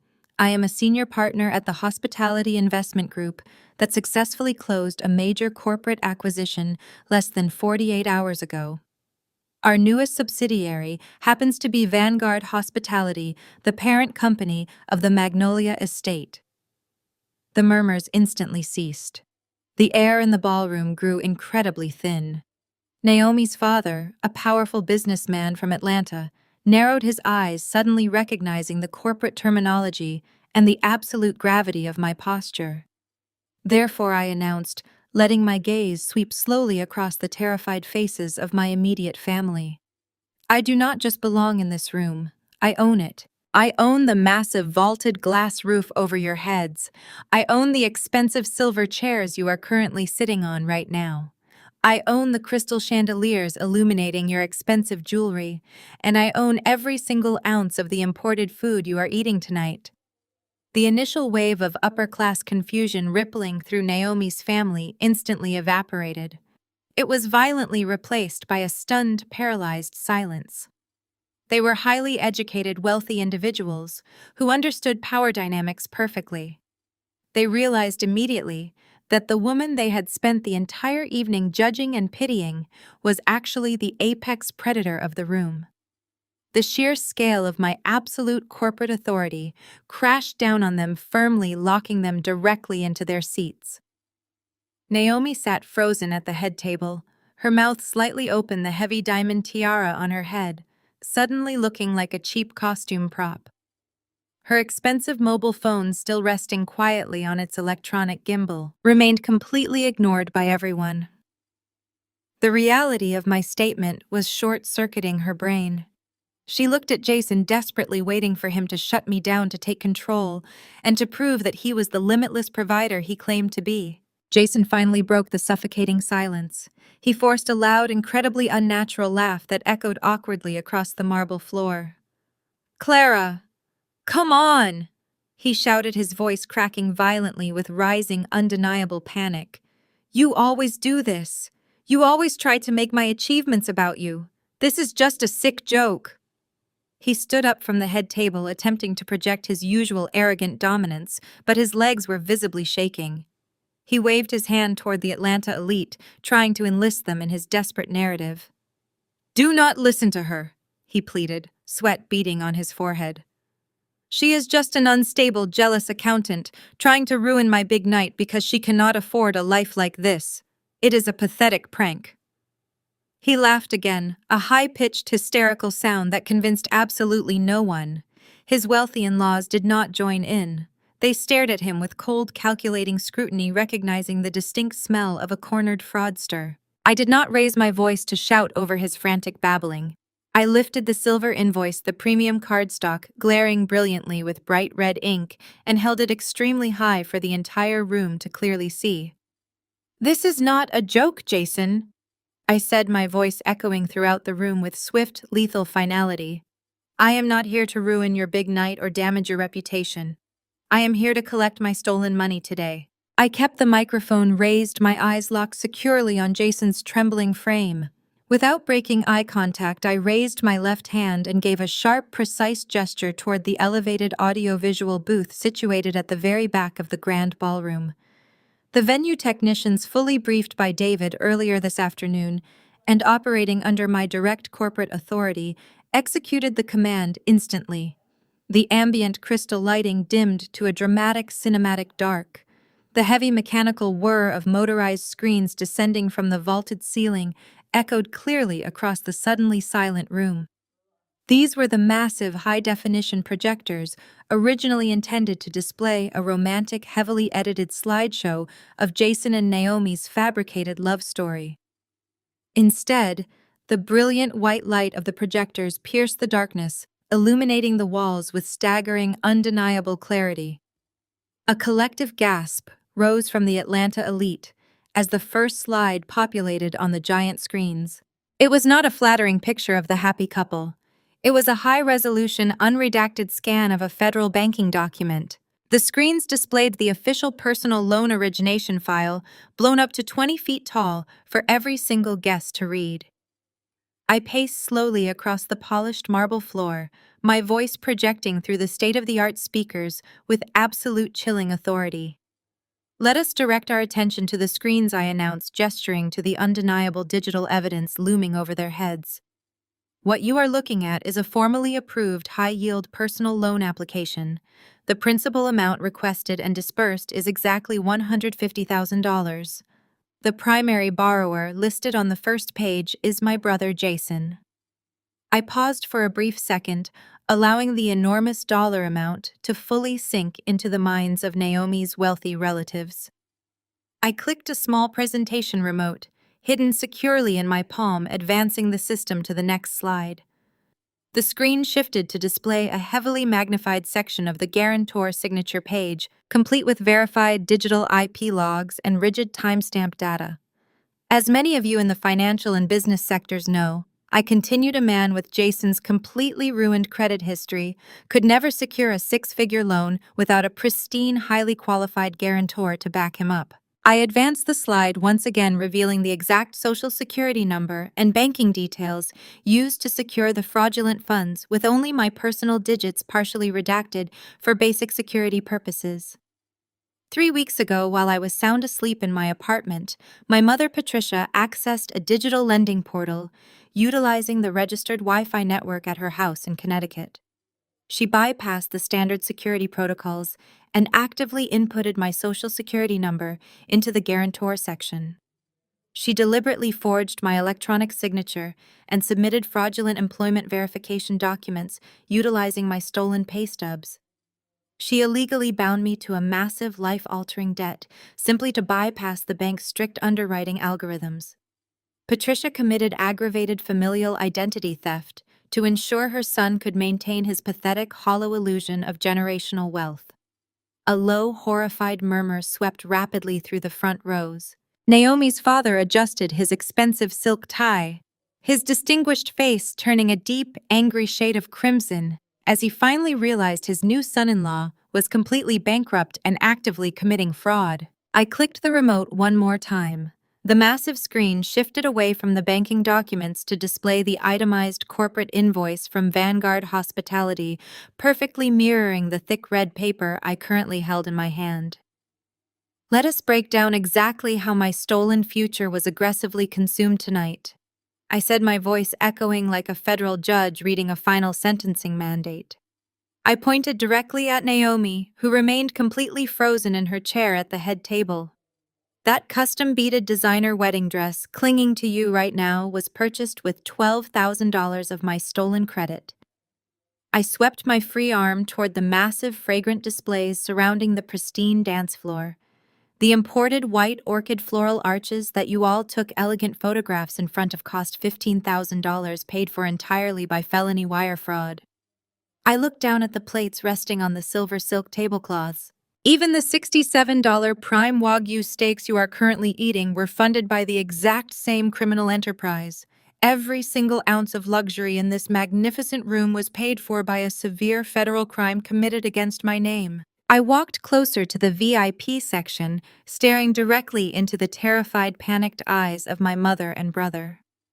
They wanted you to believe they were elite titans of industry, I projected over the microphone, ensuring my voice reached the absolute back of the hall. They wanted to impress Atlanta high society so desperately that they consciously decided to rob their own flesh and blood. They sat at my dining table, aggressively demanded I give them my hard-earned savings, and when I flatly refused, they stole my identity behind my back. They willingly risked my ability to provide for my 7-year-old son. They consciously risked my professional corporate licenses and my long-term financial freedom, all to buy vintage champagne for people who actively despise me.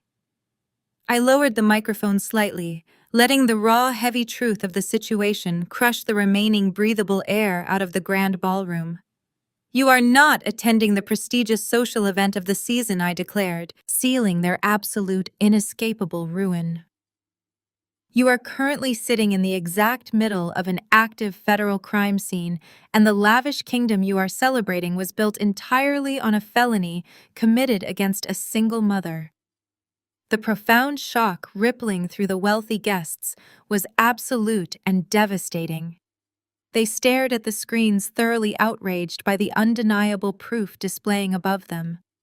Patricia tried to stand up, her knees trembling so violently that she collapsed right back into her chair, covering her face in complete shame. Jason remained entirely speechless, his fabricated fake empire dissolving instantly under the crushing weight of the projected banking records. The silence in the grand ballroom shattered into a wave of profound, suffocating horror. Naomi's wealthy relatives from Atlanta, individuals who built their entire identities on pristine reputations and unblemished social standing, stared at the massive projection screens in absolute disbelief. These were prominent figures in their community, corporate executives, politicians, and influential socialites who guarded their public image with ruthless precision. To be directly associated with a cheap, desperate felony was the ultimate social poison. Disgust rippled visibly through the VIP section. The admiration they held for Jason just moments ago completely morphed into visceral contempt. They realized they had been duped by a family of common thieves playing dress-up. The whispering started immediately, a low, buzzing hive of harsh judgment that echoed off the crystal chandeliers overhead. They looked at the imported floral centerpieces and the untouched Wagyu beef, not with awe, but with intense revulsion. They realized every bite they took, every glass of vintage champagne they sipped, implicated them in a massive financial crime against a single mother. Naomi's mother stood up from her seat at the head table. She was an intimidating, deeply respected woman in the Atlanta social scene, accustomed to commanding deference wherever she went. The heavy diamond collar around her neck glittered sharply under the venue lights as she turned her piercing, furious gaze directly onto Patricia. She did not yell, but her voice carried a lethal, icy authority that cut through the murmurs of the crowd with absolute precision. She demanded a full explanation immediately. She asked Patricia to look her in the eye and justify how she dared to drag their highly respected family name into a filthy, desperate scam. She demanded to know why they had humiliated her daughter by dressing her in stolen goods and throwing a reception funded by felony identity theft. Patricia physically shrank under the intense, unrelenting scrutiny. The arrogant, condescending matriarch, who had spent the entire evening bragging about her son's fabricated wealth, was completely paralyzed. All the color rapidly drained from Patricia's 62-year-old face, leaving her looking sickly hollow and utterly pathetic.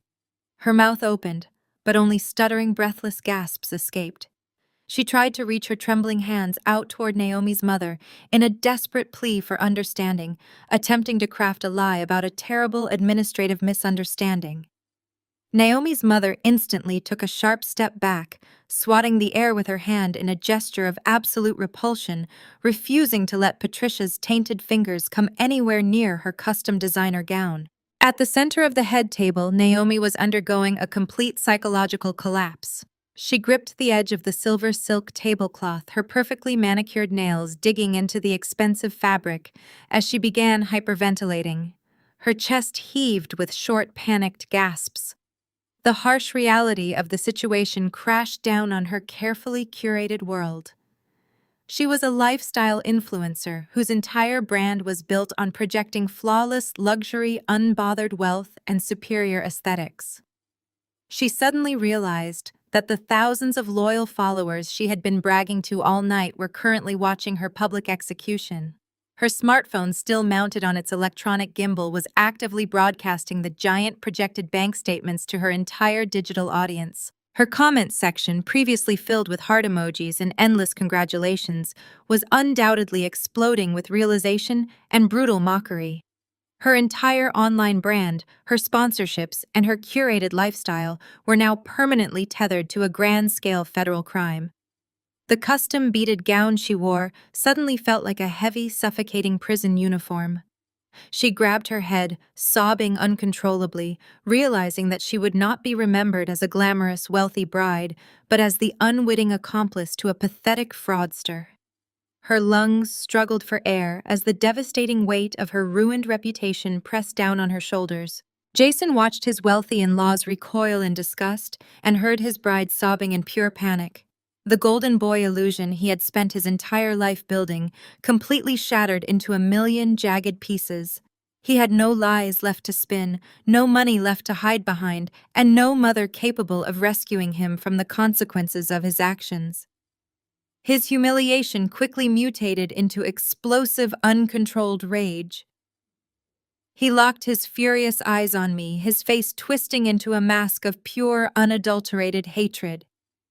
He screamed that I was completely ruining his life, completely ignoring the absolute fact that he was the one who stole my identity and financed his lies with my future. He kicked his silver chair backwards, sending it crashing violently against the polished marble floor. He lunged aggressively across the room, charging directly toward me like a cornered, desperate animal. His hands reached out, his fingers clawing at the air, desperate to snatch the wireless microphone from my grip. He wanted to silence the truth. He wanted to physically stop his public destruction and force everyone to stop looking at the massive projection screens exposing his federal crimes. I did not flinch. I did not take a single step backward. I stood my ground, perfectly holding the microphone at my side, fully aware of the tactical preparations I had made earlier with David. Before Jason could even cross the midpoint of the dance floor, the venue security team engaged. 4 highly trained plainclothes security guards materialized from the shadows of the service corridors with terrifying speed. They moved with absolute calculated precision, intercepting my brother mid-stride. The lead guard grabbed Jason by the shoulders, using his own aggressive momentum against him, and drove him forcefully downward. They tackled Jason hard, pinning him flat against the cold, polished marble floor of the grand ballroom. His expensive velvet tuxedo jacket ripped loudly at the shoulder seam as they restrained his arms securely behind his back. Jason thrashed wildly against the marble, screaming insults and demanding they let him go. He shouted that he paid for this venue and they worked for him. He was completely unaware that the guards were acting under the direct, explicit orders of the actual corporate owner, standing right in front of him. I looked down at my brother struggling helplessly on the floor beneath the heavy boots of my security team and calmly watched the final moments of his fabricated empire bleed away into the cold, hard reality of the marble floor. Jason was still writhing beneath the heavy boots of the private security team when a loud, booming crash echoed from the back of the grand ballroom.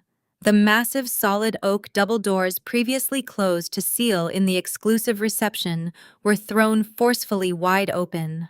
A sudden rush of freezing night air swept through the lavish space, disrupting the sickeningly sweet scent of the imported white orchids.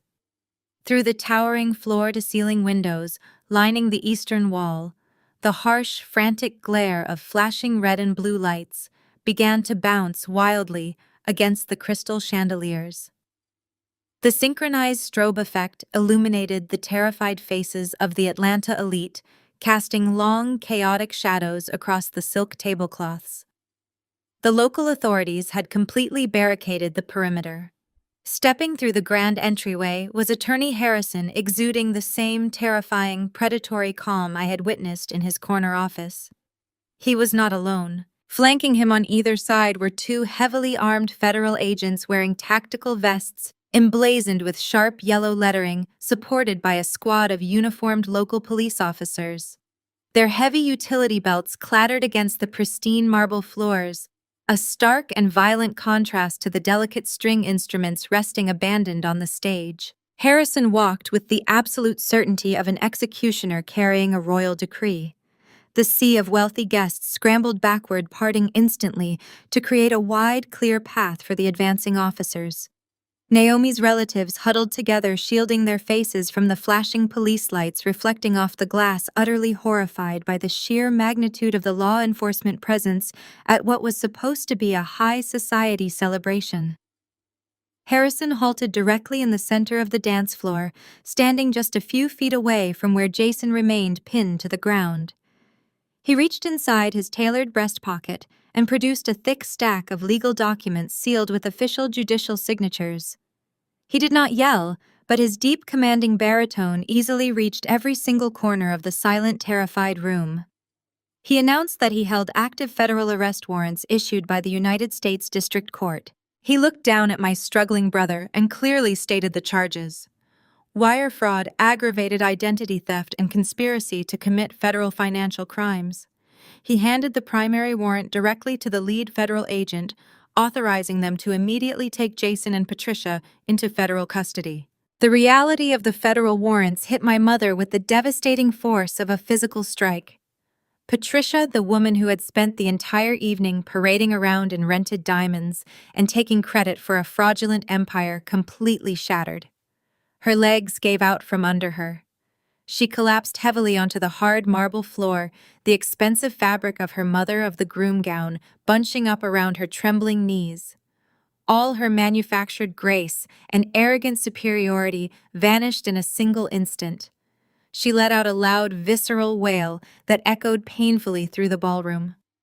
It was not the elegant, restrained crying she usually employed to garner sympathy from her country club friends.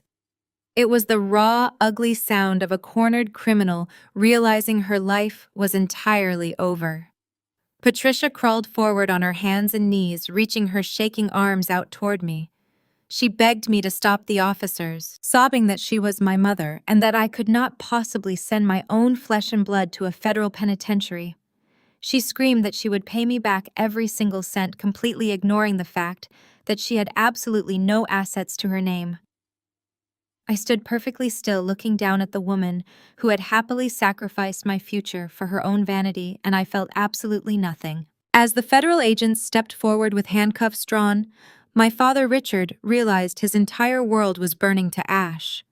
His distinguished patriarchal facade evaporated. Desperation completely overrode his logic. He scrambled away from Patricia's sobbing form and rushed toward the center of the room.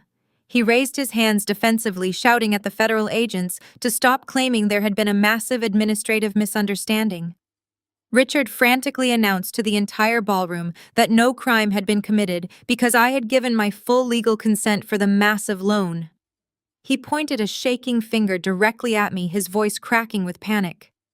He loudly declared that I had signed a retroactive guarantor ratification form just before the ceremony, legally absorbing the debt and absolving the family of all liability.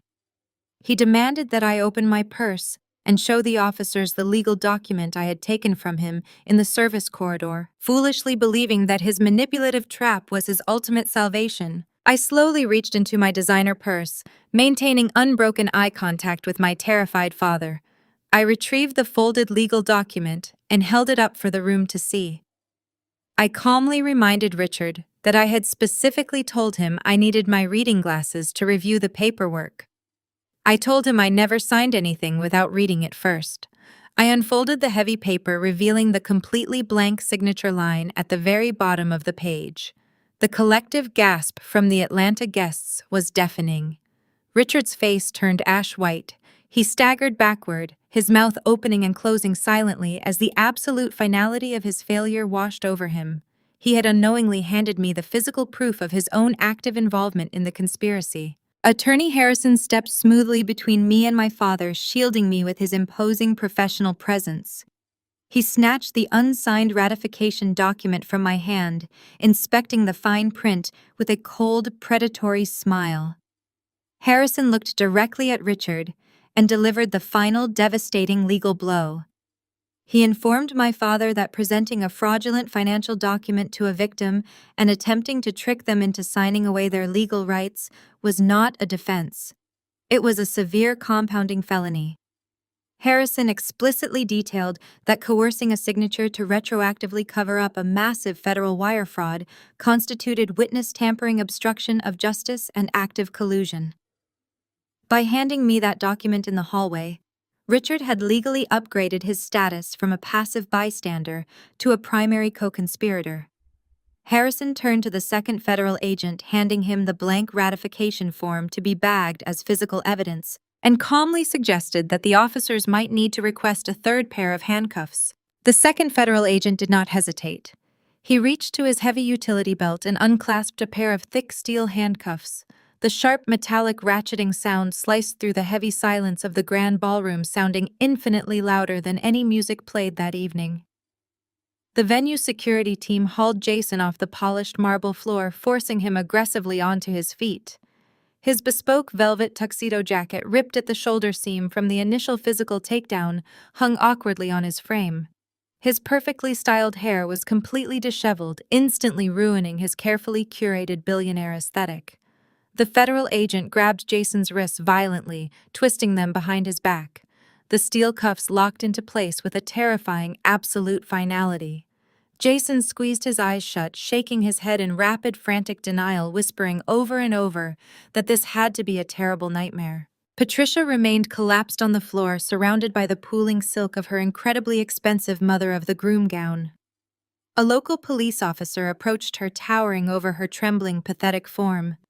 He ordered her to stand up immediately. Patricia could barely support her own body weight. She sobbed uncontrollably, her heavy professional makeup running down her face in dark, ruined streaks. The rented diamonds around her neck glittered wildly under the flashing red and blue police lights filtering through the tall conservatory windows, highlighting the absolute absurdity of her fabricated wealth. The officer grabbed her arms, pulling them firmly behind her back. Another sharp click of locking metal echoed across the massive room. The matriarch of our family, the woman who had spent 33 years demanding absolute perfection and ruthless social climbing, was officially in federal police custody. The lead federal agent stepped forward, his voice completely devoid of any emotion or sympathy. He began reciting the Miranda rights. "You have the right to remain silent," he announced, his voice carrying effortlessly over the heads of the 200 elite guests. "Anything you say can and will be used against you in a court of law." Hearing those iconic, devastating words spoken in the middle of a high society wedding reception was incredibly surreal. The Atlanta elites watched the scene unfold in pure, unadulterated horror. They clutched their designer purses and half-empty champagne flutes, completely paralyzed by the spectacle of the golden boy and his narcissistic mother being stripped of their freedom. Richard stood frozen near the head table watching his wife and son get shackled. He looked down at his own trembling hands waiting for the third set of cuffs Harrison had promised. He was a broken, defeated old man who had gambled his entire life on a criminal lie and lost everything. The shock paralyzing the room finally broke. Naomi's father, a prominent real estate magnate in Atlanta, pushed his way to the very center of the dance floor. His face was a tight mask of absolute fury and deeply offended pride. He pointed a thick, accusing finger directly at my handcuffed father. "You filthy, pathetic con artists!" he roared, his voice trembling with pure, unbridled rage. "You dared to bring my daughter into your criminal filth. You dressed yourselves in stolen money and fed us garbage wrapped in gold." He turned his attention to the wider room, addressing his extended family and the remaining VIP guests with absolute unwavering authority. "This marriage is completely invalid. There will be an immediate annulment filed first thing Monday morning. My daughter has absolutely no legal or personal ties to this den of thieves." Naomi let out a loud, agonizing shriek from the head table.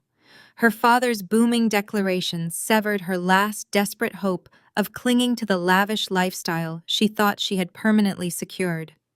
She collapsed against the back of her chair, burying her face in her hands, thoroughly ruining her flawless bridal makeup. The devastating reality of her digital footprint suddenly hit her with the force of a physical blow. She screamed at her bridesmaids to cut the video feeds. 5 women in matching silk dresses scrambled frantically across the ballroom floor.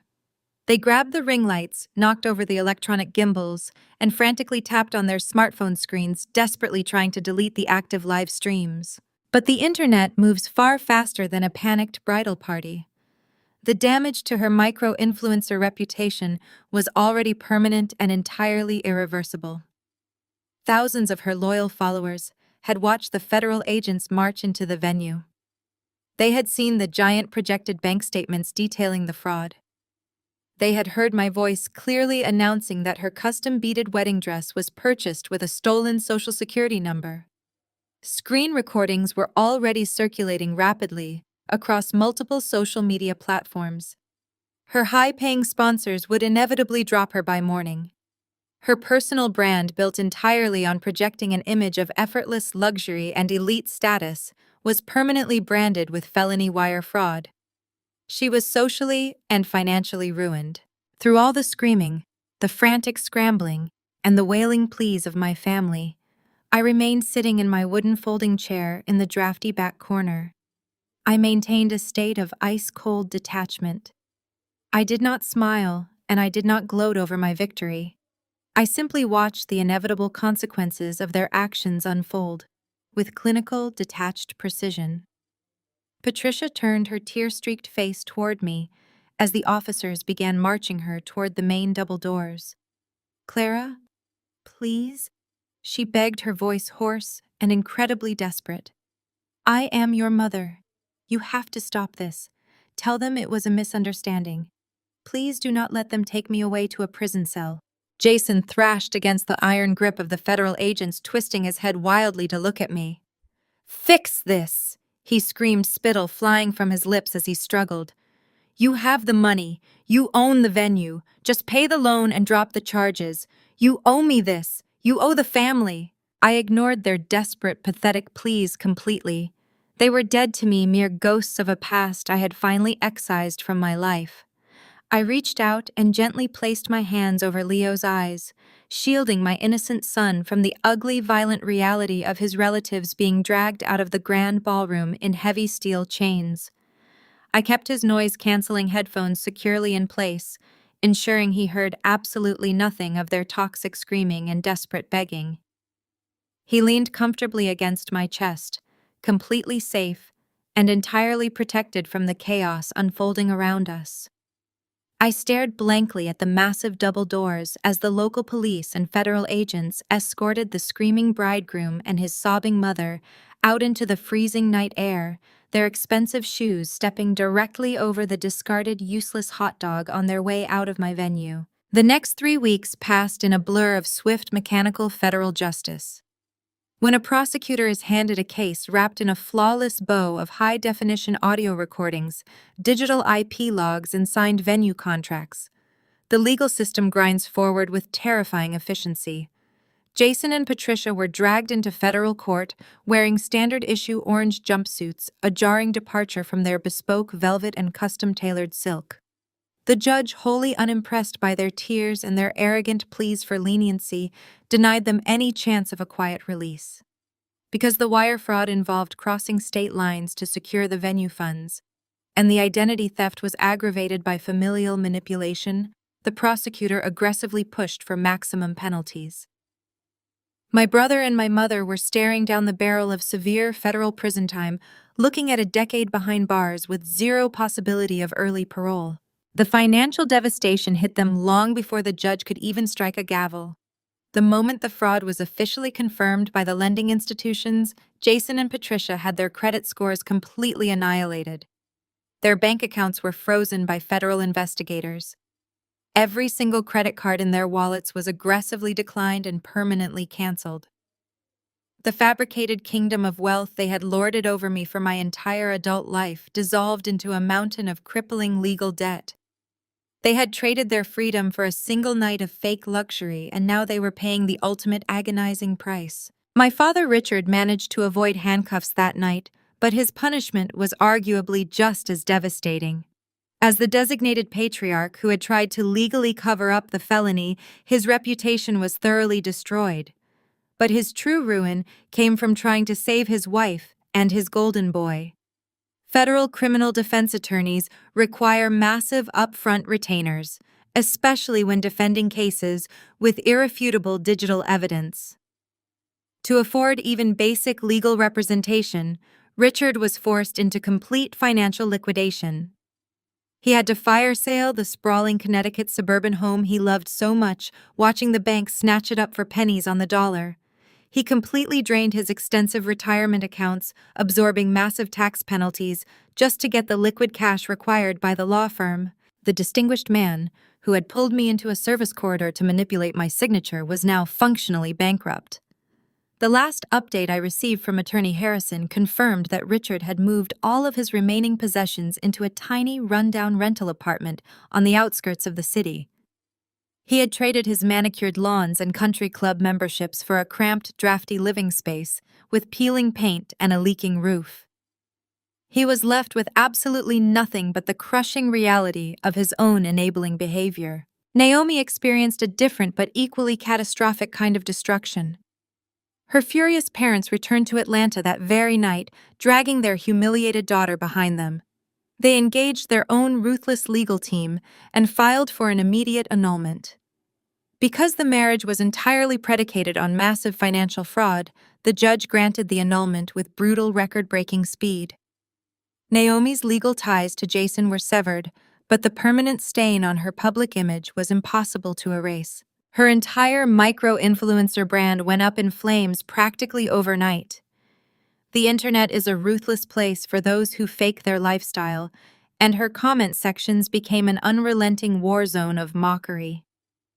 Followers meticulously dissected every single post she had ever made about Jason's limitless wealth, turning her boastful videos into viral jokes. Her lucrative corporate sponsors dropped her immediately, refusing to associate their products with an unindicted co-conspirator to federal wire fraud. She was permanently exiled from her elite social circles in Atlanta. The high society friends who had eagerly drank the stolen vintage champagne now refused to return her calls, treating her like absolute poison. Naomi was forced to delete all of her social media platforms and disappear into complete obscurity, her vanity entirely crushed by her own arrogance. While their worlds burned to ash, my life remained peacefully intact. But Richard refused to accept his defeat quietly. Throughout those 3 weeks, my secure voicemail inbox steadily filled with desperate, panicked messages from my father. I would sit in my quiet, safe office listening to his voice break as he begged me to save them. He pleaded with me to contact the federal prosecutor and claim it was all a giant family misunderstanding. He begged me to tell the authorities that I had authorized the loan verbally, desperately asking me to commit perjury to rescue my abusers from a prison cell. How? When begging did not work, Richard resorted to the classic toxic manipulation he had used my entire life.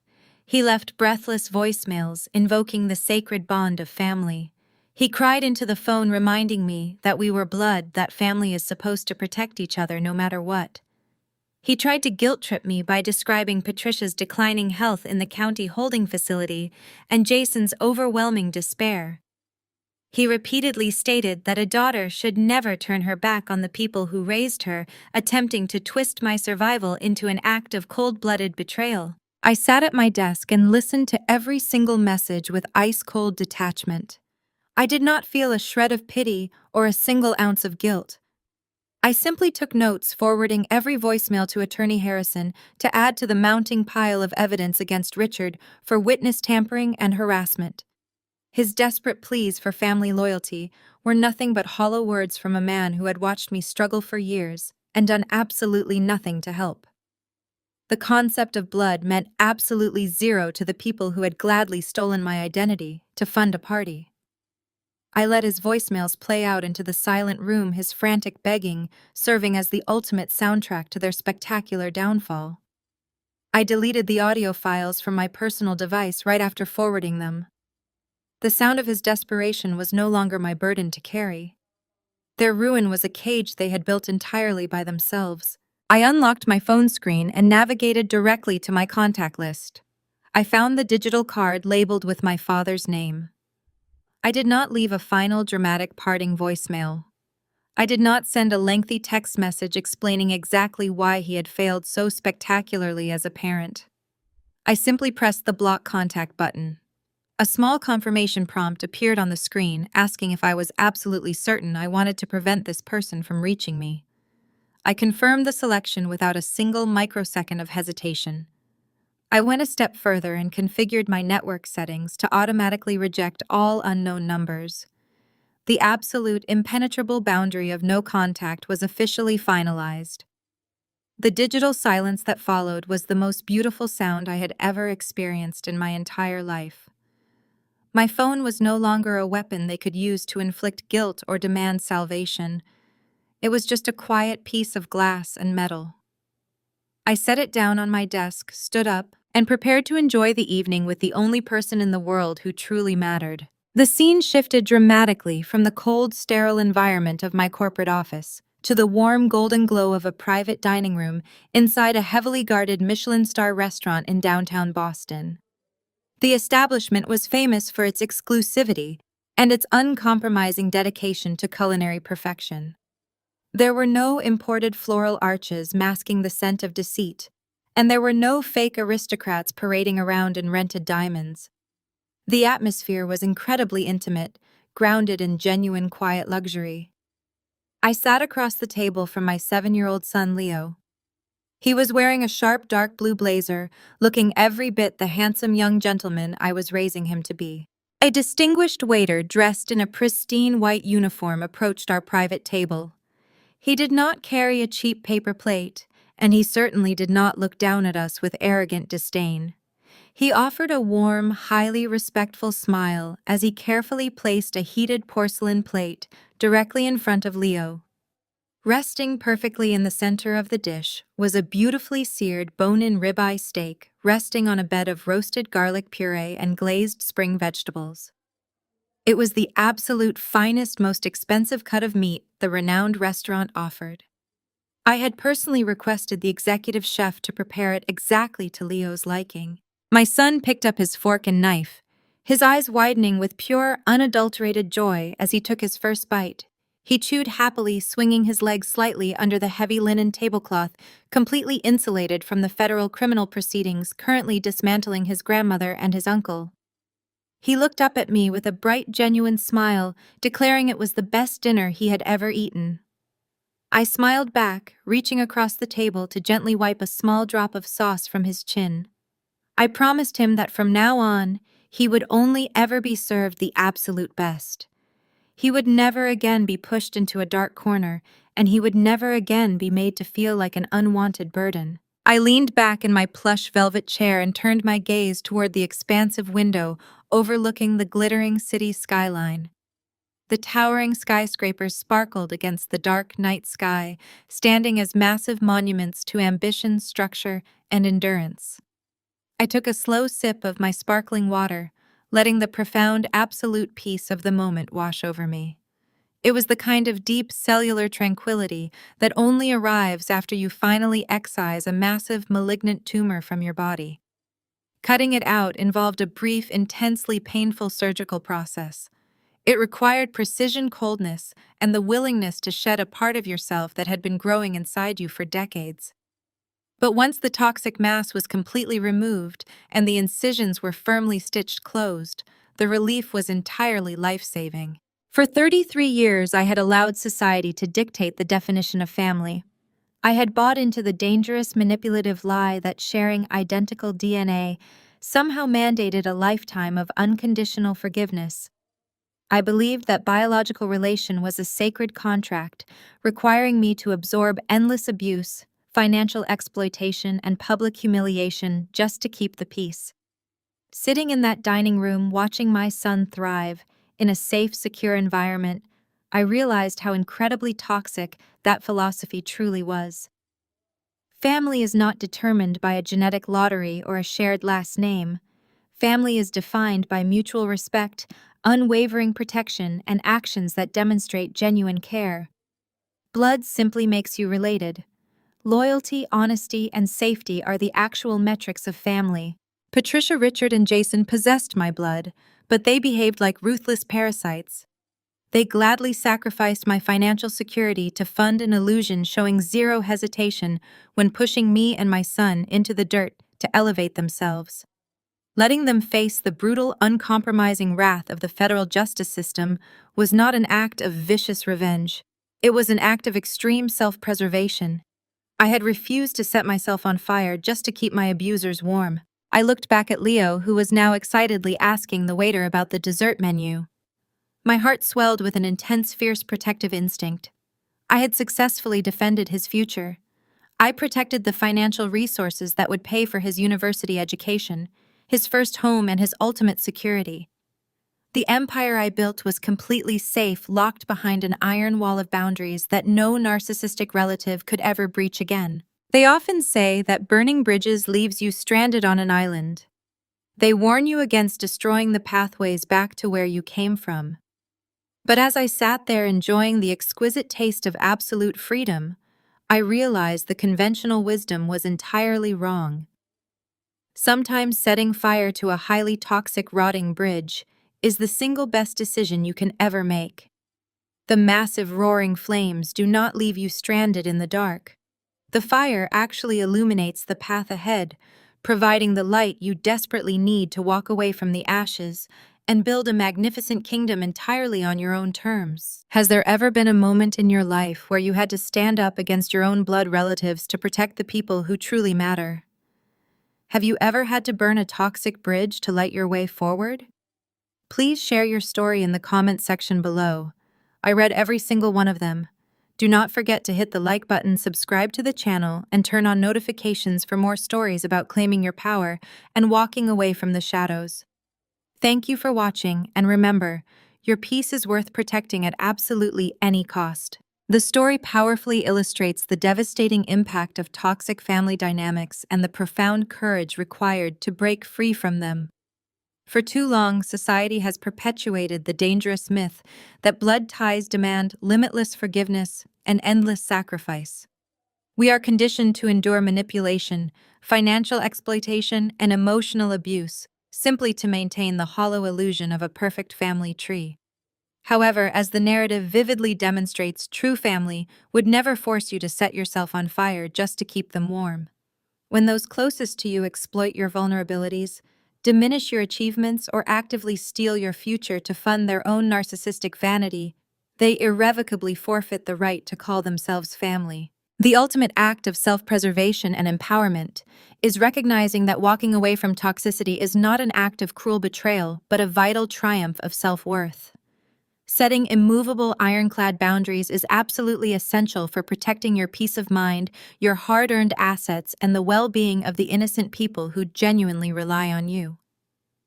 Sometimes the most liberating and life-saving decision a person can make is to permanently stop seeking validation from individuals who are fundamentally incapable of offering it. We often fear the fallout of severing these deep-rooted connections, but burning a bridge built on deceit and exploitation does not leave you stranded in the dark. Instead, the flames of that severed connection illuminate the path toward a healthier life, built on authenticity, mutual respect, and genuine love.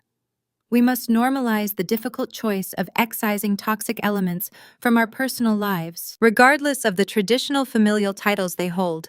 Take a moment today to evaluate your own boundaries and have the courage to walk away from any relationship that costs you your peace.